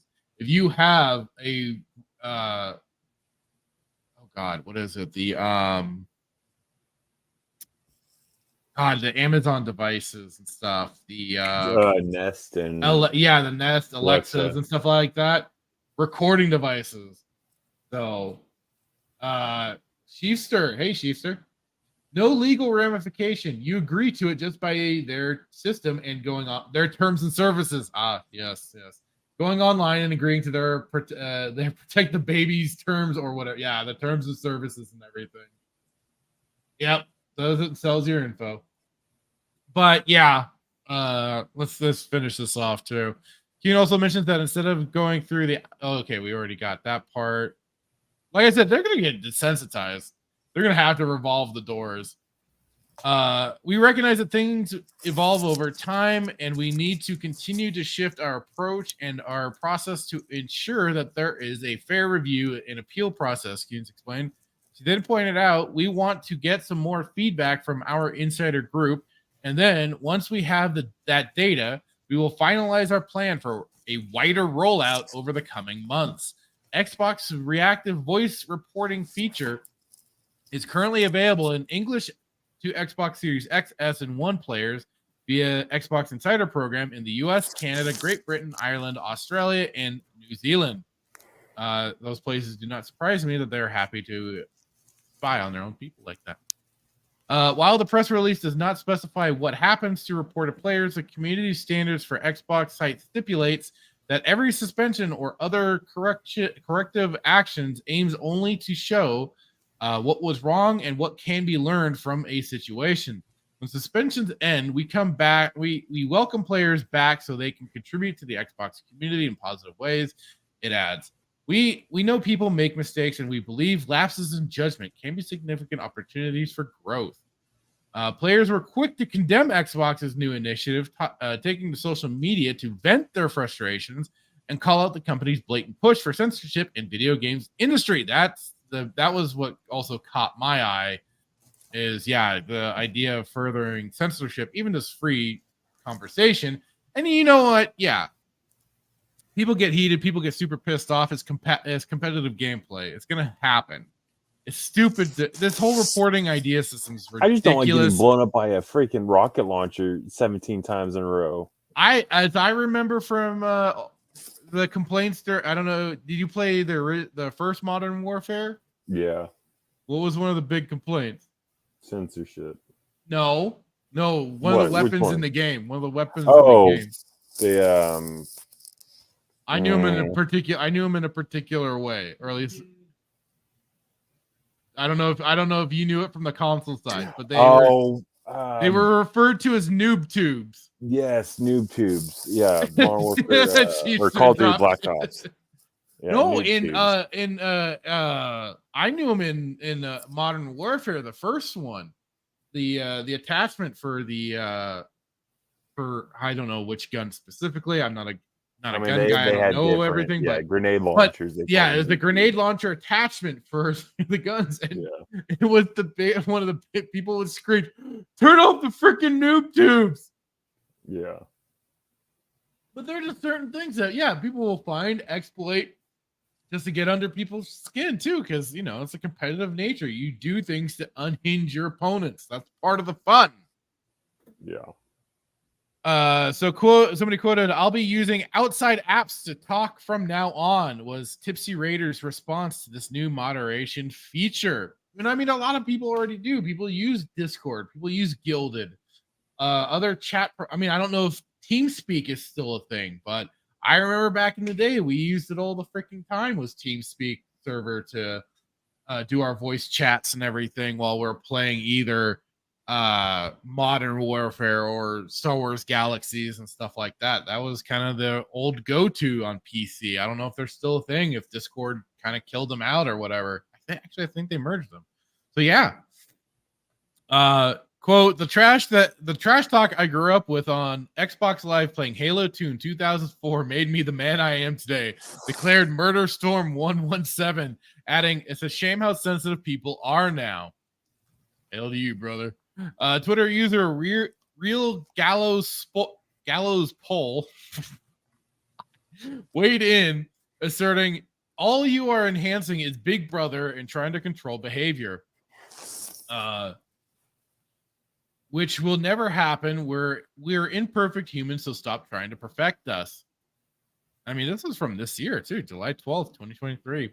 "Imagine cheerleading this when you can simply block someone or mute them," pointed out Acoustic Matthew. "Xbox can run their platform any way they want. For me, this is a reason I won't be going back to Xbox."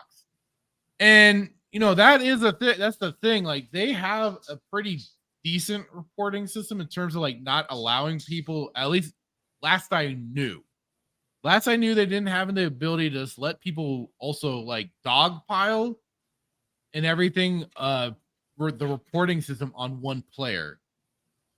I remember an old friend of mine, she tried to rally people on Facebook to get somebody that was griefing her in a game and shit to get some of her friends to report the account, and like some people couldn't and wouldn't be able to because other people had not played a game with that person, so they could not report them. The last I knew, that was the thing, which is a good control method to prevent that sort of dogpiling. So I would say that is at least a decent method to filter that, but at the same time, it's still like, come on. But I mean, like the person says, you have the ability to block someone or mute them. You don't have to listen. That's, again, our own experiences. Yeah. He then added, how the heck do people survive in public sphere when they can't even handle someone saying nonsense playing a video game? Damn right, brother. A fairly valid point was brought forward by Loki Jarson, who noted, so what's the ratio of false reports to true ones going to be? AI reviewed or human reviewed, automatic ban or benefit of the doubt? Potential for disaster, the user concluded. Keeping things simple, Twitter user Marley Q didn't waste any time and proceeded to handle Xbox and L. What do you make of Microsoft's new moderation program? Let us know your thoughts in the comments section below. I think it's bullshit. I think, yes, like Static says here, get the soys off the internet. If you can't handle some basic bitch banter, you have no place in an online game. Go back to playing single player. That's what they're there for. The single player games are so you don't have to interact with anybody. But if you want to grow some stones, yeah, you can go online and you have options. You either learn to banter back and better, or get good and kick their ass. That's all you have to do. Ruffle, just freaking steamroll them and prove, yeah, you're the better freaking player. Those are some of the options that you have to go with. Or yes, nowadays you can mute them, ignore them. You don't have to deal with them. It ain't like it used to be for us. Like, I'll always go back to the Dark Forces 2 days. Playing the online game where you had no choice but to see what was being typed out. It was some foul freaking stuff. Yeah, I know Chiefster can attest to it.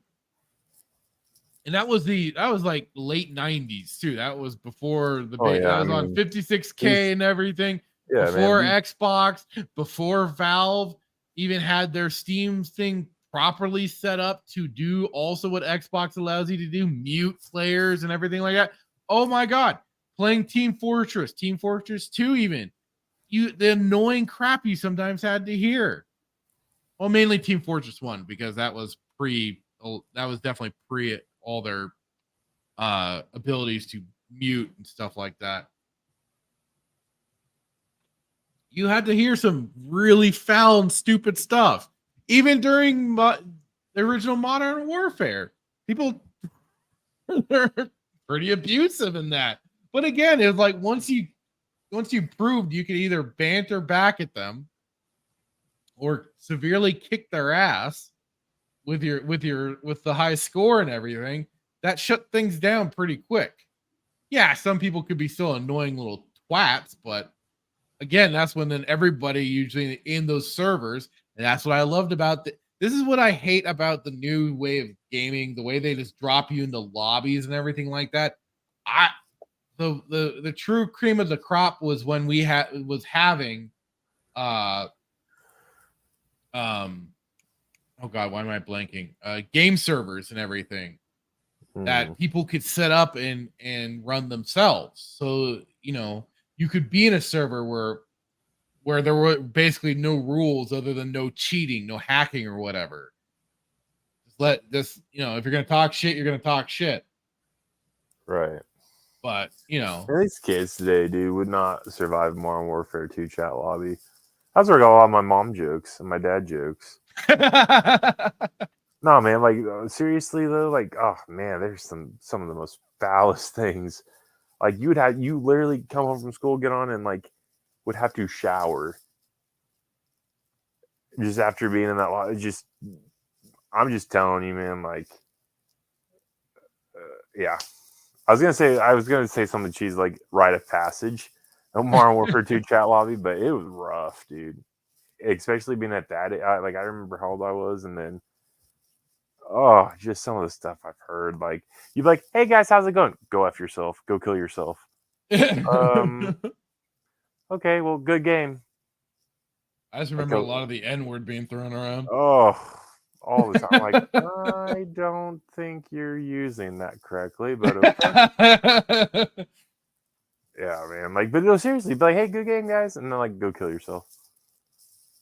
Like, okay. People could just be asses for the sake of being asses. okay. It's like, but you never like. Even like, then, nobody took it as that was the representative of the whole community too. No, but it's like you're like good game, and they're like, oh, I don't know. They would say something about like, I don't even know where I was going with that. Say something about your mom. What was I saying? I don't even know where I was going. I'm trying to remember. Like, well, now that I can't remember, I just like can't say the stuff on live air that was said back then. But yeah, it's just egregious. But it was like it was just part of like the thing, man. Like it was just like, and you go to school the next day. It was the proving ground. It was the shit test and everything. Like yeah, it was the way that for particularly, and I said this on Static Stream when we were talking about I think like the culture war and stuff like that. It's men's way of vetting each other and knowing that they're cool, that they can take some banter and stuff like that. That they're not just some wimpy little bitch that's gonna buckle under some foul words or whatever. But hell, that's how you made some friends, was seeing how it's like if you could take the jokes and give it back or anything like that. It was a thing that we used to be able to do. I remember it was like hazing basically. Yeah, it's like good game. It's like good, well, go after yourself. I was like, oh, he's like, and then you lost. I was like, oh, that's funny. I killed you 21 times, so you go after yourself. Yeah, so suck it, bitch. Yeah, like that's cute. I killed you 21 times, and your KDR is probably 8.28. So like, go somewhere. Right. And then he's like, respect. You're right. You did. No, you good. GG. Man. Yeah. You did kill me 21 times. Good on you. With an RPG. It was stuff like that. And then they would. Like I said, that's how you sometimes made online friends. And then you like added each other. There was no like, oh, just 1v1 me, bro. Like, because that wasn't a thing back then. I don't think 1v1 was. I mean, it could have been. I never 1v1 anybody. But if I got talked to, if somebody like talked trash on me and I beat them or whatnot, then we ended up like adding each other, and then we would go talk trash on everybody else. So it became like everybody that would talk trash on you, then you became one big team talking trash on other people that you didn't like. Exactly. So this censorship, this is interesting though. It's like it's just interesting. And like everything comes back to escapism. So they try to censorship within politics. They try to censorship within the real world. Then they try to censorship within Star Wars, and now they're trying to censorship within gaming. It's like they're trying to cover all bases. And I don't know, maybe it's not. I think it's censorship, honestly, to be like, well, we're just going to make sure nothing bad is being said. Well, it's like controlling your speech. Yeah. Are you going to control speech at a Raiders and KC game? Are you going to control speech at a Man U versus Man City soccer match, football match? Like what? Like where does it end? Like honestly, like if you're going to, we're just monitoring speech, we're just moderating and make sure nothing bad's being said. Okay, well then you need to do it for every sporting event, every concert. Like, well, they've definitely need to be doing it at a damn Taylor Swift concert, because I'm sure there's people like why you go to one of those things, but like where does it end? Where does it stop? And then they can do this though. This to me smells highly illegal, and it should be a lawsuit. Well, but again, it won't, because it's a private company. It's a private. Well, like Chiefster said, you agree to it through their terms of services. Yeah, but by agreeing to their terms of services, you agree to them doing this. Nobody reads the damn license agreement. And it's going to be the very end when you hit accept. Or did we learn nothing from the South Park episode? Dang it! Or yeah, it's literally going to be the second sentence on the very first paragraph that nobody reads. So then you just want to play the game, right? So you're just like, I just want to play the game, and then you got to hit accept, and like, well, you did. It was paragraph 2, subsection A, Article 7. You agreed to allowing us to do this. But again, at the same point in time, they already do it on your phone. So like, what are you worried about? Like, you're not going to escape. Well, that's kind of like it's kind of desensitizing you to these sort of things that allows them to push this forward and push this forward. You cannot be like Mark Wahlberg on Shooter. You are not going to escape the government. There's nothing unless you literally go off grid up in the mountains. But even then, they like people have tried to do that, and the government still comes and finds you. Shooter's a perfect example. This dude got betrayed by his government. 6 months later, he's living in the mountains, and then the very government that betrayed him come find him and try to get Shooter's an amazing movie because I believe that the U.S. government would exactly do that. I believe the Canadian government would exactly do that. I believe the British government would exactly do that. The U.S. government did do it. Ruby Ridge. So you're not going to escape it. So it's like, all right, well, we're already desensitized to the matter, so we'll just go ahead and let you do it. And nobody's going to unless the silent majority comes up and does another boycott, right? I mean, Budweiser did it with people have been taking to Twitter and making their opinions be heard. So you can only hope that they take something from this, but I wouldn't hedge any bets on it. I mean, Microsoft is already in hot water with Call of Duty as it is, so I don't know. It's a curious thing. What irritates me the most is because I've always had this disdain for PC gamers. Like, there's always been this rivalry between PC. Like, there's always been Xbox and PlayStation, right? And then we hate each other. So us Xbox people hate PS5, the PlayStation players, right? And then we both hate PC players. So it's like we hate each other, but we both hate the PC, right? So we're on the same side when it comes to PC. But the PC people are out there just living it up, man. They're like, sucks to suck. Told you should have gone to PC because now you have to deal with this. And then it's like, well, joke's on you guys because you're still in the same Activision lobby. So what are you gonna do? Yeah, we can be the us PC gamers. We can be kind of a bunch of smug pompous butthole is what y'all can do. Yeah. I can't help it if we've earned it. So, anyway, it's just interesting. I don't know how long it will last. It has to be on a state by state basis. You can't just make this rule and then violate a state law. Yeah. Because if in California, you can, from my understanding, you can record during a conversation without the other person knowing, and it. But you can't video record them without their permission. Right. Well, who's? I remember looking that up one time when I was dealing with a difficult. Gavin tells you. Oh, this was pre-Gavin, so. The Emperor himself. I'm sure that's probably changed by now. So maybe I'll buy a PC. Well, I already said I'm already buying one, so I'm gonna have to figure out see. This is why you do KOTOR. This is why you do the old games, man. Hell yeah. So stupid, but to your point, I still fucking play all the old games, man. Mute the people. Why do you have to do this? Is just another way for you to push your ideology and your agenda, right? Just mute the guy. The simple solution is somebody's talking trash on you, mute them. Remove yourself from the situation. But we want to know what they're saying, so we can stick our nose in your business, and so we can stand up for everybody, but in reality, just the one side. Yep. So it's just mute the guy. If you go to a bar and you're drinking and somebody's starting a kerfuffle or starts a fight with you and a kerfuffle ensues, just leave the bar. Go to another bar. It's the same concept. If somebody's talking trash on you, the gaming's different because that's a given, man. There's find me a game, get two men together, get a group of guys together. And from a competitive standpoint, and show me a time where there's not trash talking happening. Absolutely. Well, that's been the joke. Freaking Mario Kart has destroyed more friendships than anything. It's the same thing with women, and a perfect example would be well, women don't do that, Jay Hinman. Okay, well, have you ever discuss Real Housewives? They do shit manipulatively and behind people's backs. How dare you? We do it direct, and we'll get the confrontation out of the way right then and there. If you are doing things too catty, you are called a. I almost said it.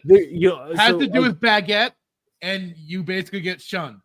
So, like, I remember, like, I'm Irish, man, and I can remember there's this old, Irish. I don't know if it's a stereotype, but it's like, we're all drunk at a bar and somebody punches the guy next to him, and then that guy punches the next guy and the other guy, and then it goes around the circle, and it's just or somebody's talking trash, and then he punches his friend, and the friend punches the other friend, and it just goes around the circle. But like, we get out ahead of it, and it's like, but girls are guilty of it too. Because if you tell me, well, no, we're not. Okay, well, bring up a conversation of Real Housewives and tell me that you're not going to bicker, talk trash about somebody. Right. Well, she's not very reputable, and she sleeps with more people than a pillow. Like, damn. Yes, Wookie, a bundle of sticks, exactly. Yeah, man. It's just how it happens. It never not happens. Yep. It's like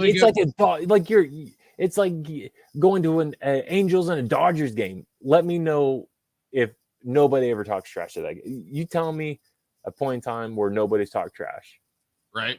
At an Angels, or I guess it'd probably be more like maybe not Angels and Dodgers. Who's their? I don't even know who they're. I don't know. I don't know sports. Yeah.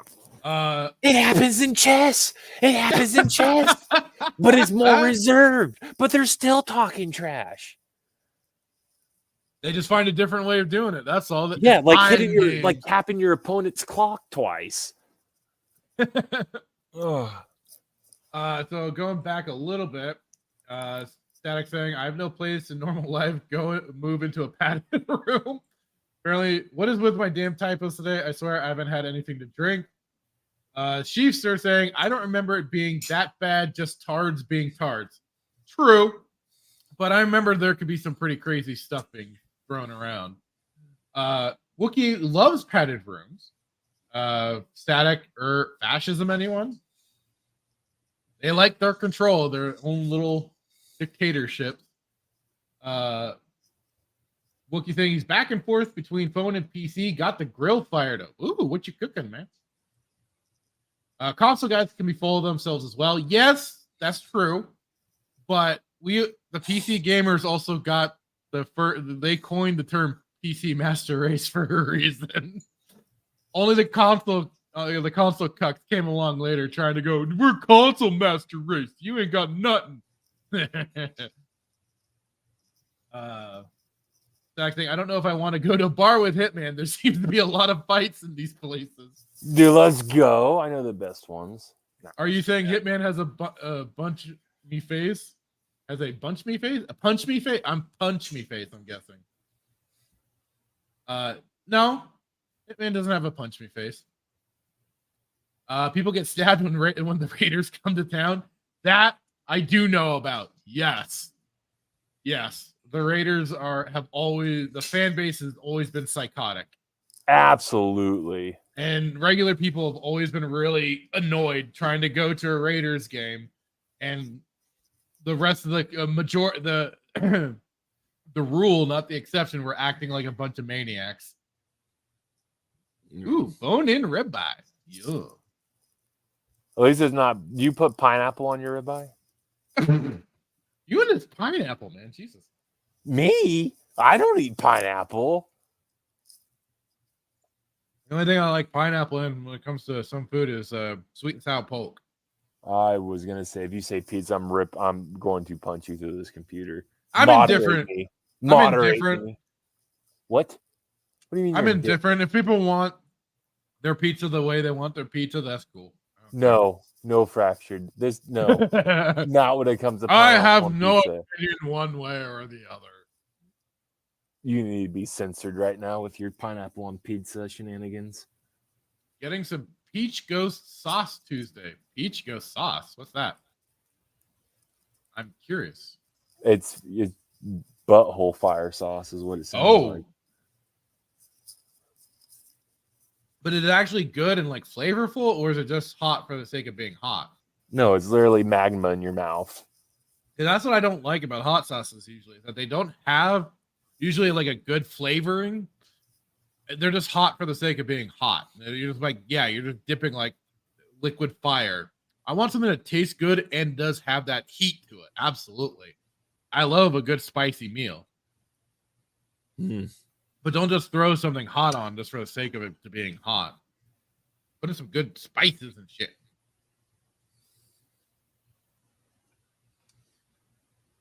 Static saying Ring of Fire sauce. Oh, wait, there it goes. And my buddy made it. Will be good and spicy. Nice.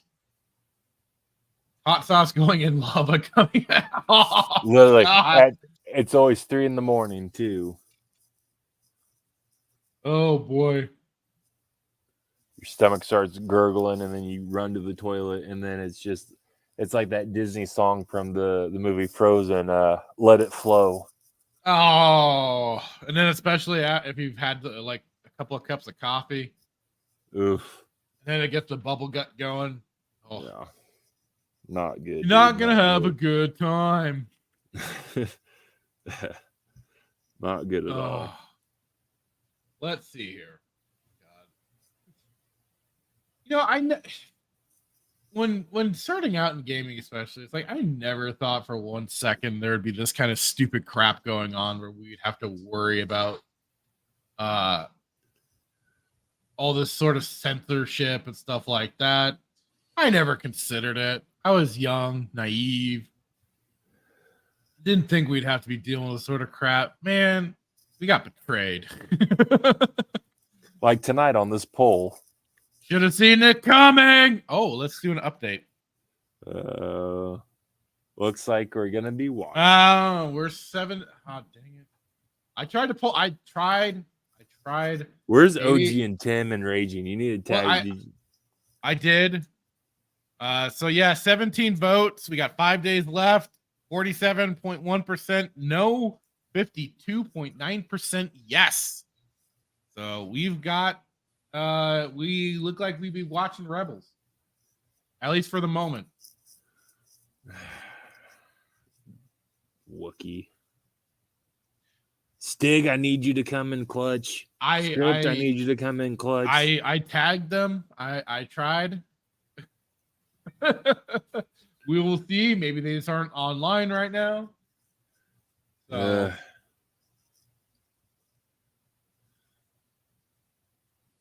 We will see. Let's see here. What can we let's before we get into something positive, let's go into this nonsense. So apparently Kathleen Kennedy rumored, we gotta love the rumor mill, right, folks? The rumor mill is always a great thing. Kathleen Kennedy rumored to stay on at Lucasfilm because, quote, nobody wants the job. I could possibly see that considering you are taking orders from Iger and what to do and everything. Well, really, in what capacity are you taking? Is he involved in taking orders? Kennedy or Iger? Iger isn't taking any orders. No, Iger's delivering the orders. No, that's what I'm saying. That's what I meant. Like how many orders are you actually following? How involved is Iger with Lucasfilm? I mean, I guess that's the question too. Anyway, a new rumor claims that Lucasfilm president Kathleen Kennedy will stay on in her position despite her disastrous leadership of the studio. And I keep hearing she's fired. She's not fired. Brendan Trent, hey man, how's it going? Welcome to the party, pal. That's a funny thing. I hate rumors. I hate them to death. But man, I guess they're content. His latest rumor comes after Lucasfilm latest box office endeavor, Indiana Jones and the Dial of Dysentery, bombed at the box office. The film has only grossed 131 million at the domestic box office and another 126 million internationally, for the global gross of 257.7 million at the time of this article, which was July 14th. We're a little bit behind, so give us some. Like I said, Ahsoka took a lot of our time last week. Given these poor numbers and the film's estimated production budget of $300 million, box office analyst OMB Reviews predicts the film is unlikely to reach $400 million globally, and thus it will likely cost Lucasfilm and the Walt Disney Company around $250 million. Not only is Indiana Jones and the Dial of Destiny an epic disaster, but even the company's flagship Disney Plus series, The Mandalorian, is now suffering. Viewers of the series panned the recently released third season, which was hot garbage, and a bait and switch that finally took place, switching things with Bo-Katan, one of Dave Filoni's many body pillows. So yeah, 50%. I hate Rotten Tomato. I don't like using these things. They did. This is on Bounding into Comics. They used it. I personally like it as these. I don't use any score system. I'll take word of mouth from some people, and then otherwise I'll have to see it for myself and figure it out. Then I sailed the seas. The company's recently produced Willow series was not only canceled after just one season, the Walt Disney Company removed the entire series as part of the plan for a massive tax write-off, with the Walt Disney CEO Bob Iger remarking, "We realized that we made a lot of content that is not necessarily driving sub growth, and we're getting much more surgical about what it is we make." That's also part of the problem with these streaming services, how they can just kind of, erase things from the record books. It's a little jarring at times. Even if you look past Kennedy's handling of Lucasfilm and the results of this year, she's only managed a decline. The Force Awakens opened to a booming $2 billion at the box office globally. However, subsequent releases saw big declines. Last Jedi only brought in $1.3 billion. Finally, The Rise of Skywalker barely eked out over $1 billion. In between these films, Kennedy produced and oversaw Solo: A Star Wars Story, the first Star Wars film to definitively lose money. Problem is, though, that she still brought in, not she, but I guess, but Star Wars itself as that property still brought in that money. Yeah. So unfortunately, that's why this is still hanging in there as much as it is. Even the company's publishing front, its High Republic initiative, has not found an audience after its opening book. A report analyzing Circana BookScan data by Upstream Reviews found that the High Republic sales have seen a 90 to 95% drop in sales between the launch with Light of the Jedi and the current Republic novels in barely over 2 years. But where is this really drawing from? That's kind of the curiosity there. And I mean, we were in a weird time for anything selling well. We're in a, I don't know what you want to call it, recession or whatever, inflation and all that shit. Not everybody's spending a whole lot of money regardless. So, hard to say. Oops, too far. Despite all these markers clearly showing that Kennedy has completely mismanaged Lucasfilm on nearly all fronts, this later rumor implies she will stay on board as president of the company. New rumor comes from Matt McGloin of Cosmic Book News. He posted on Twitter, also asked about Kathleen Kennedy getting fired, told no one wants the job, so likely not happening. Who was he told this by? Yeah, no. What, is this another Doomcock rumor source? A Sparrow? I thought Doomcock wrote this. He probably did. Wouldn't surprise me. Rumor comes after one posting the Walt Disney Company was having heated meetings following the disastrous box office results of Indiana Jones and the Dial of Destiny. WDW Pro channel guest Mexican Iron Man detailed this information based on his source inside the Walt Disney Company. Names. Give me names. Until you produce names, I ain't buying it. But he said meetings did happen, that they were incredibly heated. There was a lot of heat in general related to Lucasfilm, related to the financial results. The way he described this to me, this started with the layoffs, and this isn't helping anybody's morale or anybody's sense of safety to their jobs, just in general. Is anybody providing like audio evidence? No, of video course not. Why evidence, would they? anything, any actual like substantial showings for this? Because I'm not hearing any about any of that. Of course not. How dare you? How dare you ask them to produce evidence? I'm sorry, or my something bad. factual. He told me specifically that he heard come out of this meeting, and he's close enough to know that no major decisions are going to be done for 2 weeks from the release. To which I asked him, I said, well, wait, this movie came out Wednesday. Is it 2 weeks from today or 2 weeks from last Wednesday? When is the 2 weeks? When does the clock start? Next year or 10 years from now? And he said, no, they actually think they're going to wait 2 weeks from the weekend. So they're going to wait 2 full weeks, including the weekends, before any major announcements might happen about who might be held responsible for this. Probably some dipshit underling, if they're going to hold anybody responsible. He went on to reveal his source informed that the proponents for Lucasfilm related to Indy, they're under the impression that they think that their argument, the way I understand it from what he told me, is that things are heated. No major decision was made per se.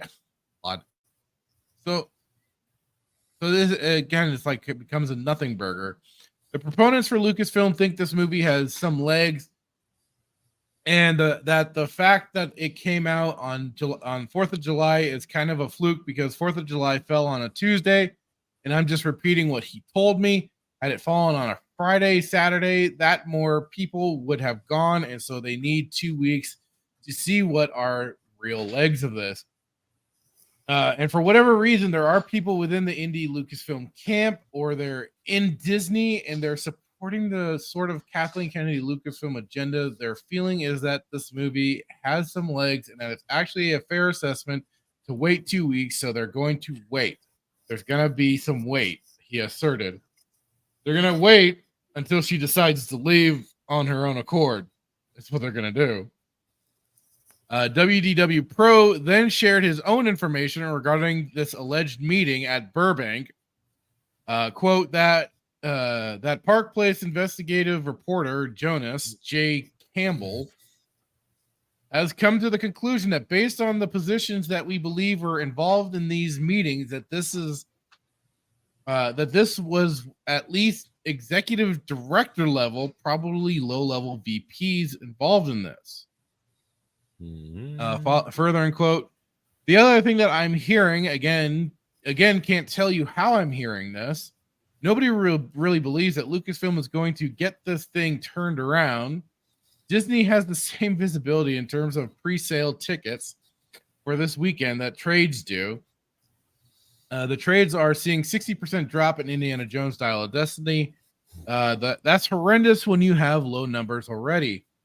But like it is, they drop-offs happen anyway. So what effect is it? Whatever. He then questioned, quote, why then is Disney giving Lucasfilm this 2 to 3 week cover? Well, what I'm hearing is they're trying to protect Harrison Ford, and not for altruistic reasons, but because he's involved in another major movie that they have coming out next year, and they need that movie to succeed.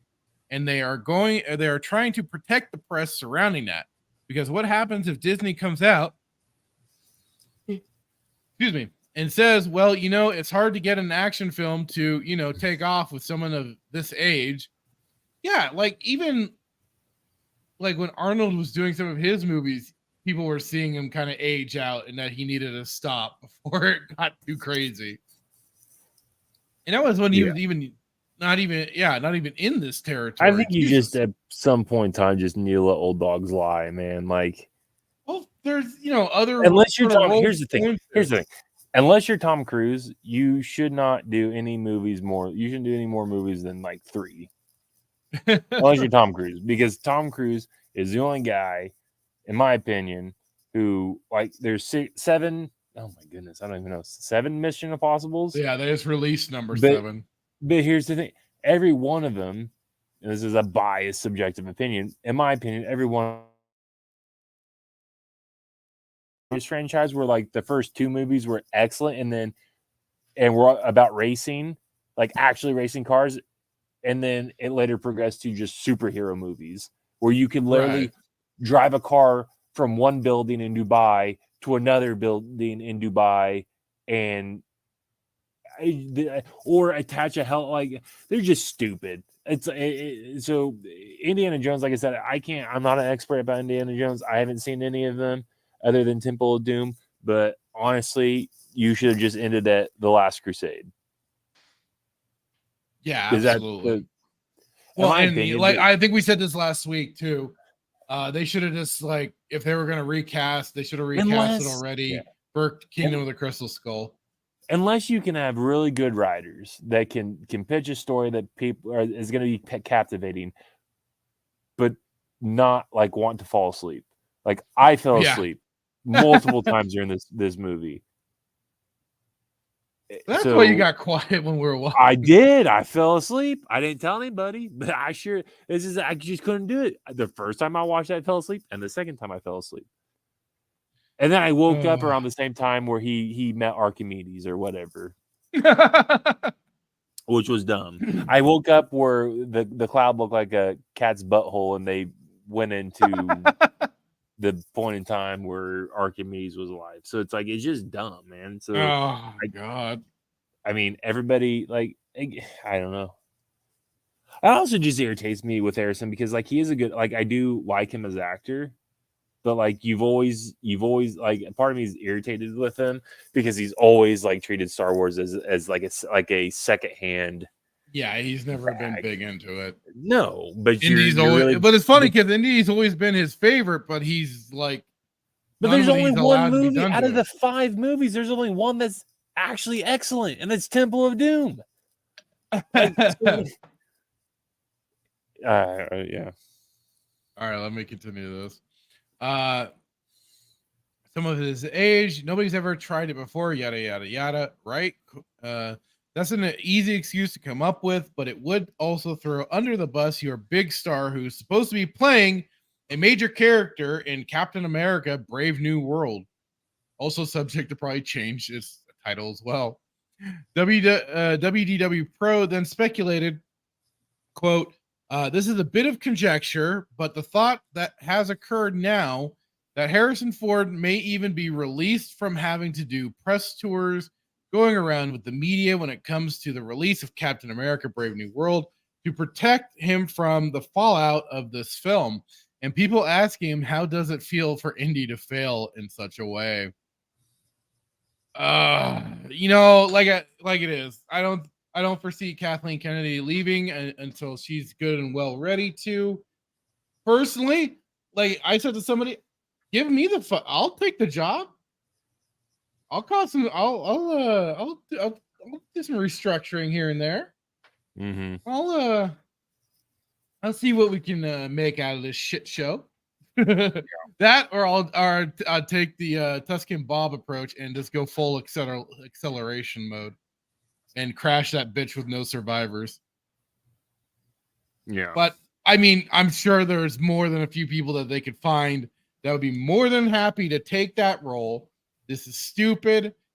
This rumored nonsense is just, God, like you could just make up any goddamn thing and say it's true. Or at least I have sources that tell me. Yeah.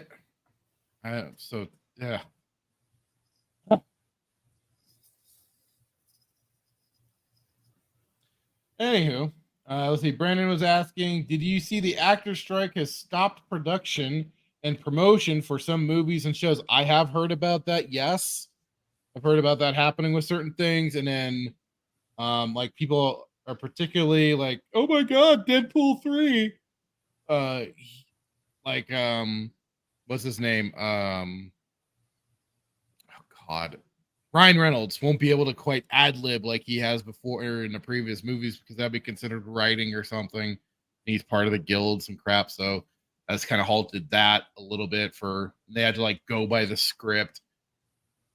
Censorship. But but then I guess the actor strike has happened, so that's halted production. So, which is fine with me because I'm not exactly excited for Deadpool 3. I don't care that they waved the Hugh Jackman out in front of everybody dressed as a little more comic accurate Wolverine, at least 90s Wolverine in the yellow jumpsuit and shit. Brandon also says it's done one decent thing called Bob Iger and the Corrupt Companies. Yeah, it's done something. I mean, like we were saying earlier, it's basically just I just see this as just a bunch of made up kayfabe. Mm-hmm. It's just like a performative show for probably distracting us for whatever is happening that we just aren't seeing at the moment. Or Ahsoka, if you want to keep it to the media, absolutely. But one way or another, Ahsoka's happening. So, Brandon asks you, have either of you guys played Indiana Jones and the Fate of Atlantis game? It's got a better plot than Dial of Destiny. I've heard there's some vaguely similarities between Fate of Atlantis and stuff. I've heard of it. I have not played it. I haven't played much of the indie games. I remember playing one on the Super Nintendo that was fun, but I've not played that one. I'm gonna, since I've been hearing a lot about it, I'll have to look into it at some point. Check it out. Give it a go. How about you, Hitman? Have you played the Fate of Atlantis game? No. I was gonna say, now that I think about it, you might not have, because you've been mostly a console gamer, right? Yeah. I think that was on PC, so it's like an adventure style game, a point and click adventure game. So I have not.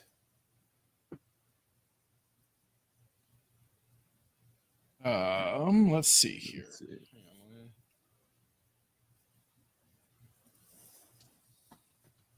Check the private chat. I just want to confirm something really quick with you. If we need to do anything.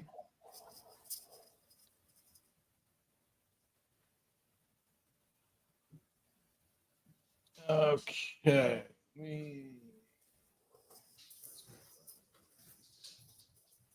All right. So, with that in mind, I think we'll finally get to this. I meant to show it off last week, but again, we got so caught up in Ahsoka and barely fit in talking about the Indiana Jones.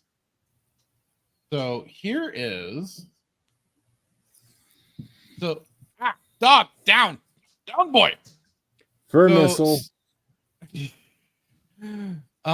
Star Wars Galaxies, the Restoration server has their Galactic Civil War update 1.1.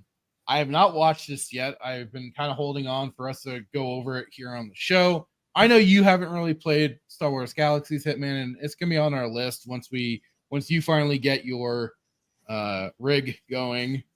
We get back to our Sunday shenanigans. Yes, Sunday night shenanigans.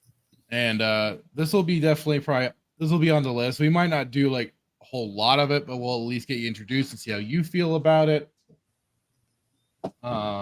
Here we go.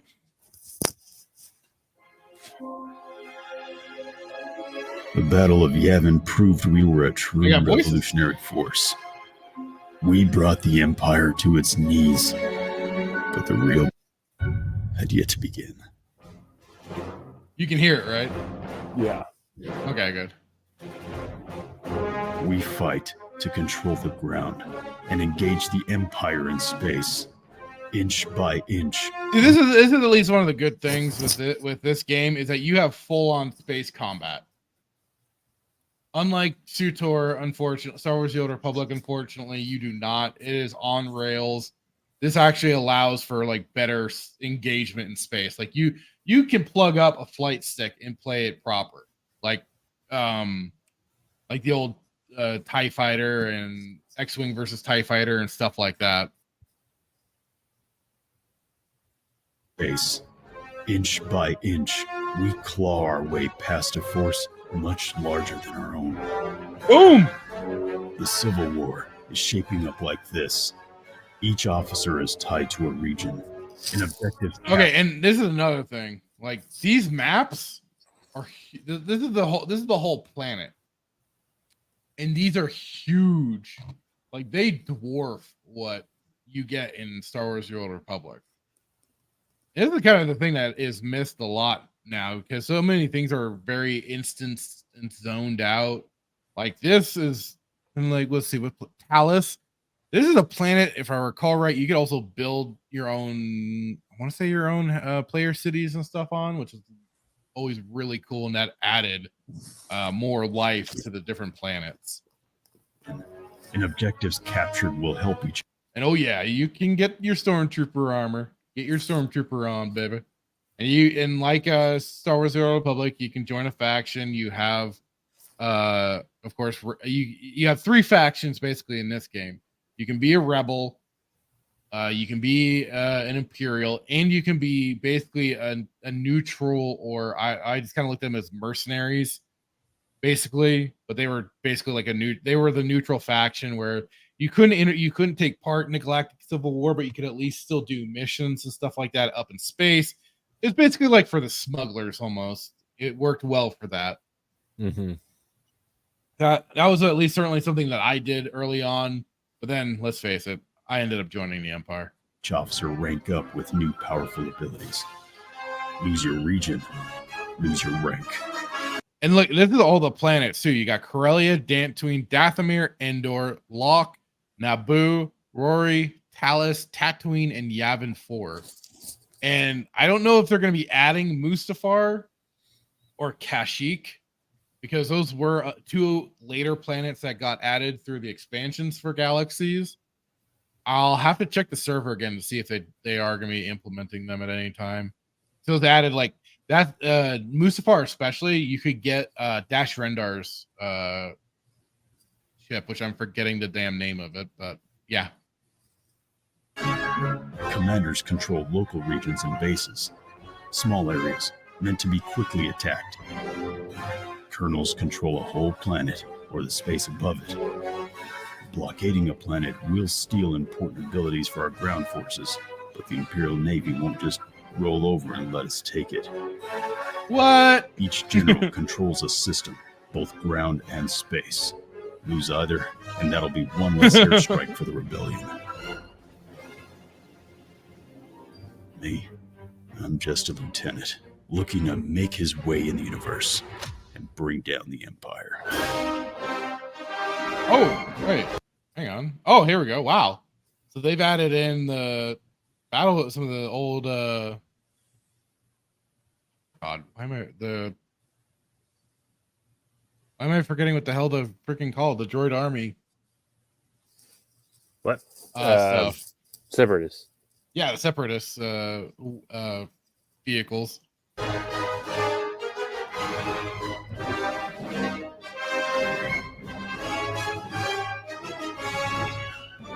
This galactic civil war is a complex place.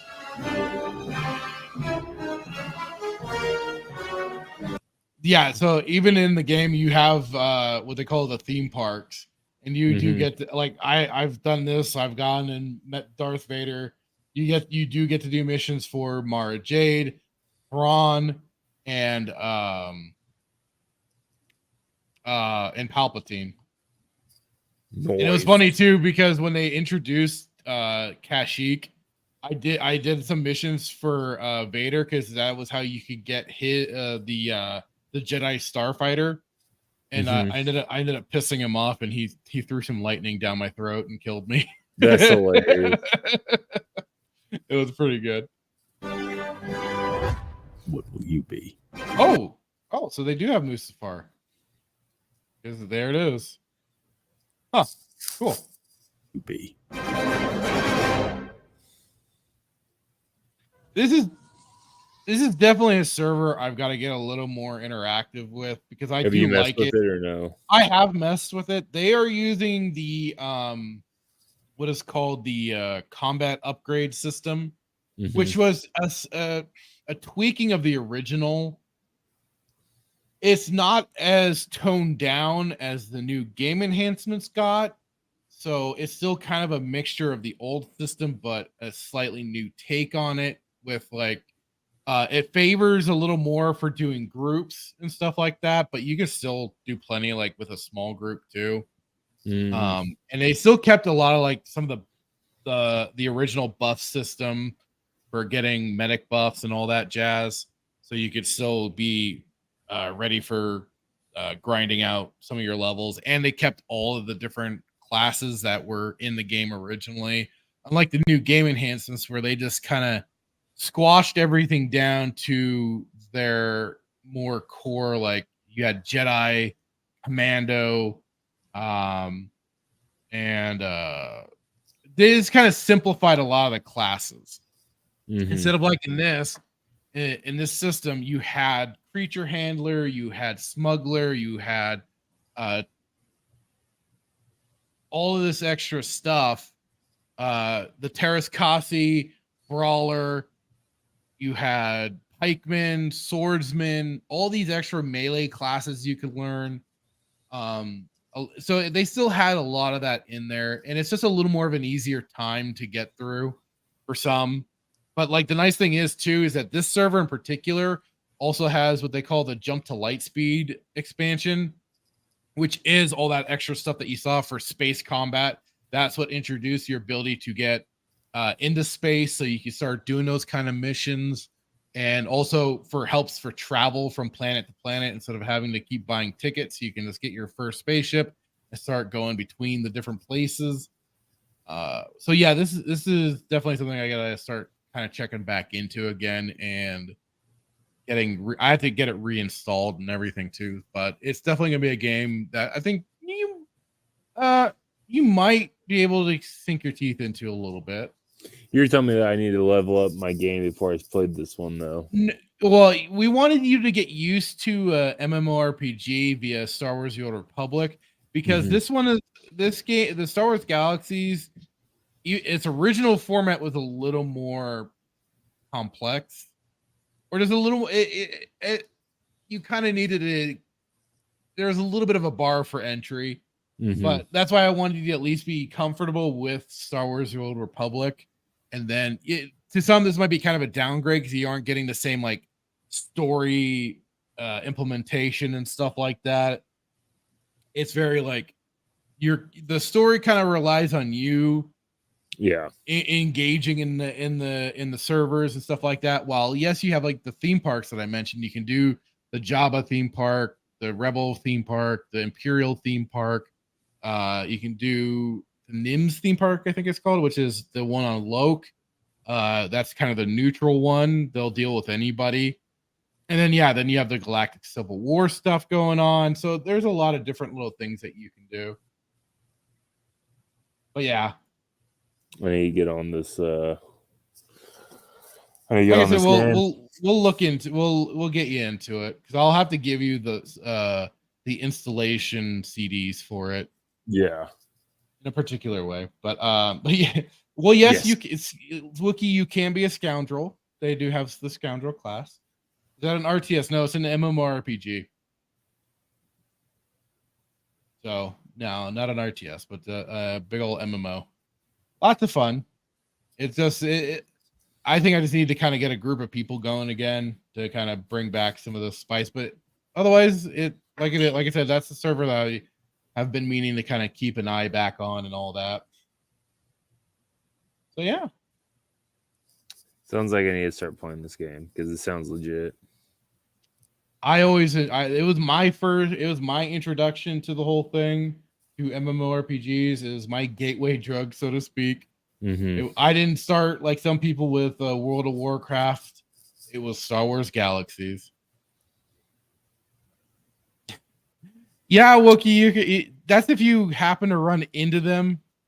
Because not a huge fan of MMO, lots of gays. That's if you happen to run into them. Not often. You get some of the RP or the role players and stuff like that, the dermies and everything. So, but you can usually avoid it. can usually avoid it. Most people are just kind of, doing their own. They're either like, putting on the full Imperial mode, or there are those that are playing the role of the rebel spies and stuff like that. There's more people just kind of having casual fun like that, or just they're just hanging out and chit chatting with people. That is a funny thing too. Like the first time I got introduced and I came into the game, like I remember the player character was called Mouse, and they just walked up and was like, "Hey, would you like some gear?" I'm like, "What?" Yes, sure, because they were a tailor. And so the character's like, "So would you like some clothing?" I was like, "Sure, what the hell?" And they're like, "What do you want?" I was like, "Give me can I get it like a cloak and stuff and shit?" And they're like, "Sure, here." And then they had some and passed it on over to me. I was like, "Oh, cool." So I kind of got my first little outfit. I was like, "Oh, wow." That's legit. Usually with this game, I've found more positive experiences generally than negative. So yeah, my introduction to it. But I mean, but then there's always I remember there was always the petty guild struggles and stuff like that. But again, that was kind of adding your own weird lore and story to what was going on in the game. So yeah, it was a good time. You might like it. When are we playing it? I'm not sure. Well, like I said, you're still trying to get your things. I know. Dude, everything's coming from China, so I gotta like figure out how to expedite it. Graphic cards Chinese parts. Graphic cards are just the dumbest thing ever because it's like literally they're so expensive and I don't understand why. Yeah. And then it's like so dumb. 5544. Oh. Yeah. All right. Well, this has been a blast. Hitman, you have your Oppenheimer appointment. Oh, so pumped. So you enjoy that. I've heard nothing but good things. Yes. At least it's not Barbie. Yeah. Somebody's gonna do that show. Movie. Yep. It's 3 hours, so hopefully I survive. Hopefully. Yeah. I hear. But anyways, yeah. It's Nolan, so it should be good. I just hear the sound design might be bad. I don't know. That's Nolan's usual thing. Is like he's fairly terrible with sound design, but I also heard with this movie it was actually really good. I don't know. People he said might have Tenet learned a few things. People said Tenet was bad. I'm like, Tenet was amazing. But I'm just a Nolan guy. I don't know. Maybe I'm biased and I really like Nolan, but every movie he's done outside the Dark Knight Rises, the sound was amazing. Tenet was great. So we'll see. We'll see what happens. Maybe we'll review it next week. Brandon, I did hear about that. That he said, "Did you see Unreal Cinema has canceled its KOTOR fan series? 100% Star Wars said Cinema / Scott was overworked, that it drained his mental health." I heard. I checked out their channel. I didn't see anything posted there. I don't know where that news got dropped. I would love to look into it and find out. But I checked their channel. I didn't see anything being posted, but they might have posted it, like, I don't know, elsewhere. Yeah. So yeah, that's unfortunate if it's true, because that was looking pretty sweet. Yeah. But hey, sometimes people just need to kind of take a break. They don't need to overtax themselves, especially when it comes to these fan projects. You can take it slow and surely, especially with CG. You have time. So no, the KOTOR remake was officially dead. Is that where we're gonna have Revan be a bi? A they them creature? Yeah. Possibly, yeah. But with that, we're gonna call it a night. Brandon, Trent, thanks for showing up, man. Static 2020, Wookie Be Bad. You guys, thank you for hanging out and chatting as long as you were. Much appreciated. I will be trying to sway that vote the other way. I will be trying. I don't know how many more callers I've got, though, but I'll try. But we might be watching Rebels in the future. So stay tuned for that. I'll be being sure to clip out our segments and have those posted throughout the week. hopefully my computer is being a good boy now, and I'll be back to doing some streams. Did you get it fixed? Hope so. I'm knocking on wood here and hoping that I did. Thank you, Wookie. It's good stream as always. Time to eat meat. Eat that meat. Eat with your pineapple. Right. But so hopefully that'll be returning. I'll be doing some. I might be doing a stream a little bit after this, so stay tuned. I may be jumping in to test it further. Doing? I might just be playing maybe either Fable. That was one of the games that was causing me trouble, and or maybe some Fortnite. I don't know yet. I'm gonna figure that out. Figure it out. Static, you go and beat that meat. Brandon saying, I hope you all have a good one. These streams are awesome to listen to. Thank you, Brandon. I appreciate always it. Pumped to have you guys on. Absolutely. Good And thank you to guys. And thank you to everybody too that has caught the replays. Like it is, that one stream had 533 views. That is awesome. I hope we continue that. We've been really gaining steam here and there. So with that, thank you all very much. You all have a fantastic night. Bye. Boy.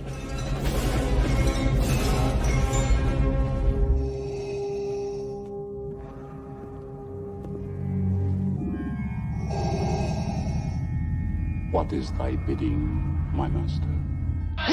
Yeah, I should have known from the very beginning. From what you said. Yeah, when the mega powers were formed. Yeah, what you were out for from the very beginning. Yeah, you were after what was mine. I remember what you said. You can destroy the Emperor. Join me. Together, we can rule the galaxy as father and son. Yeah, that one was rough. Those words right there. Yeah, I got stuck, yeah, but I swallowed it anyway. Didn't like the taste, but I swallowed it anyway, yeah. But I remember the time when there was a conquistador out of the ring, the one that's so jealous that he can't stand it, yeah. Yeah, you came in there with your poses, yeah, but you made a big idiot out of yourself, yeah. And speaking of idiot things, what about that stupid idea? Did you forget that one? Think back. That right there sealed your fate. Yeah, that put the madness over the edge. But I'll tell you what felt even better, yeah, was in the dressing room, in the first aid room. Me being unselfish, yeah, said go ahead, do the thing, yeah. You won't steal my thunder, no. When you take a look at the madness's eyes, all you're gonna see is complete and utter rage!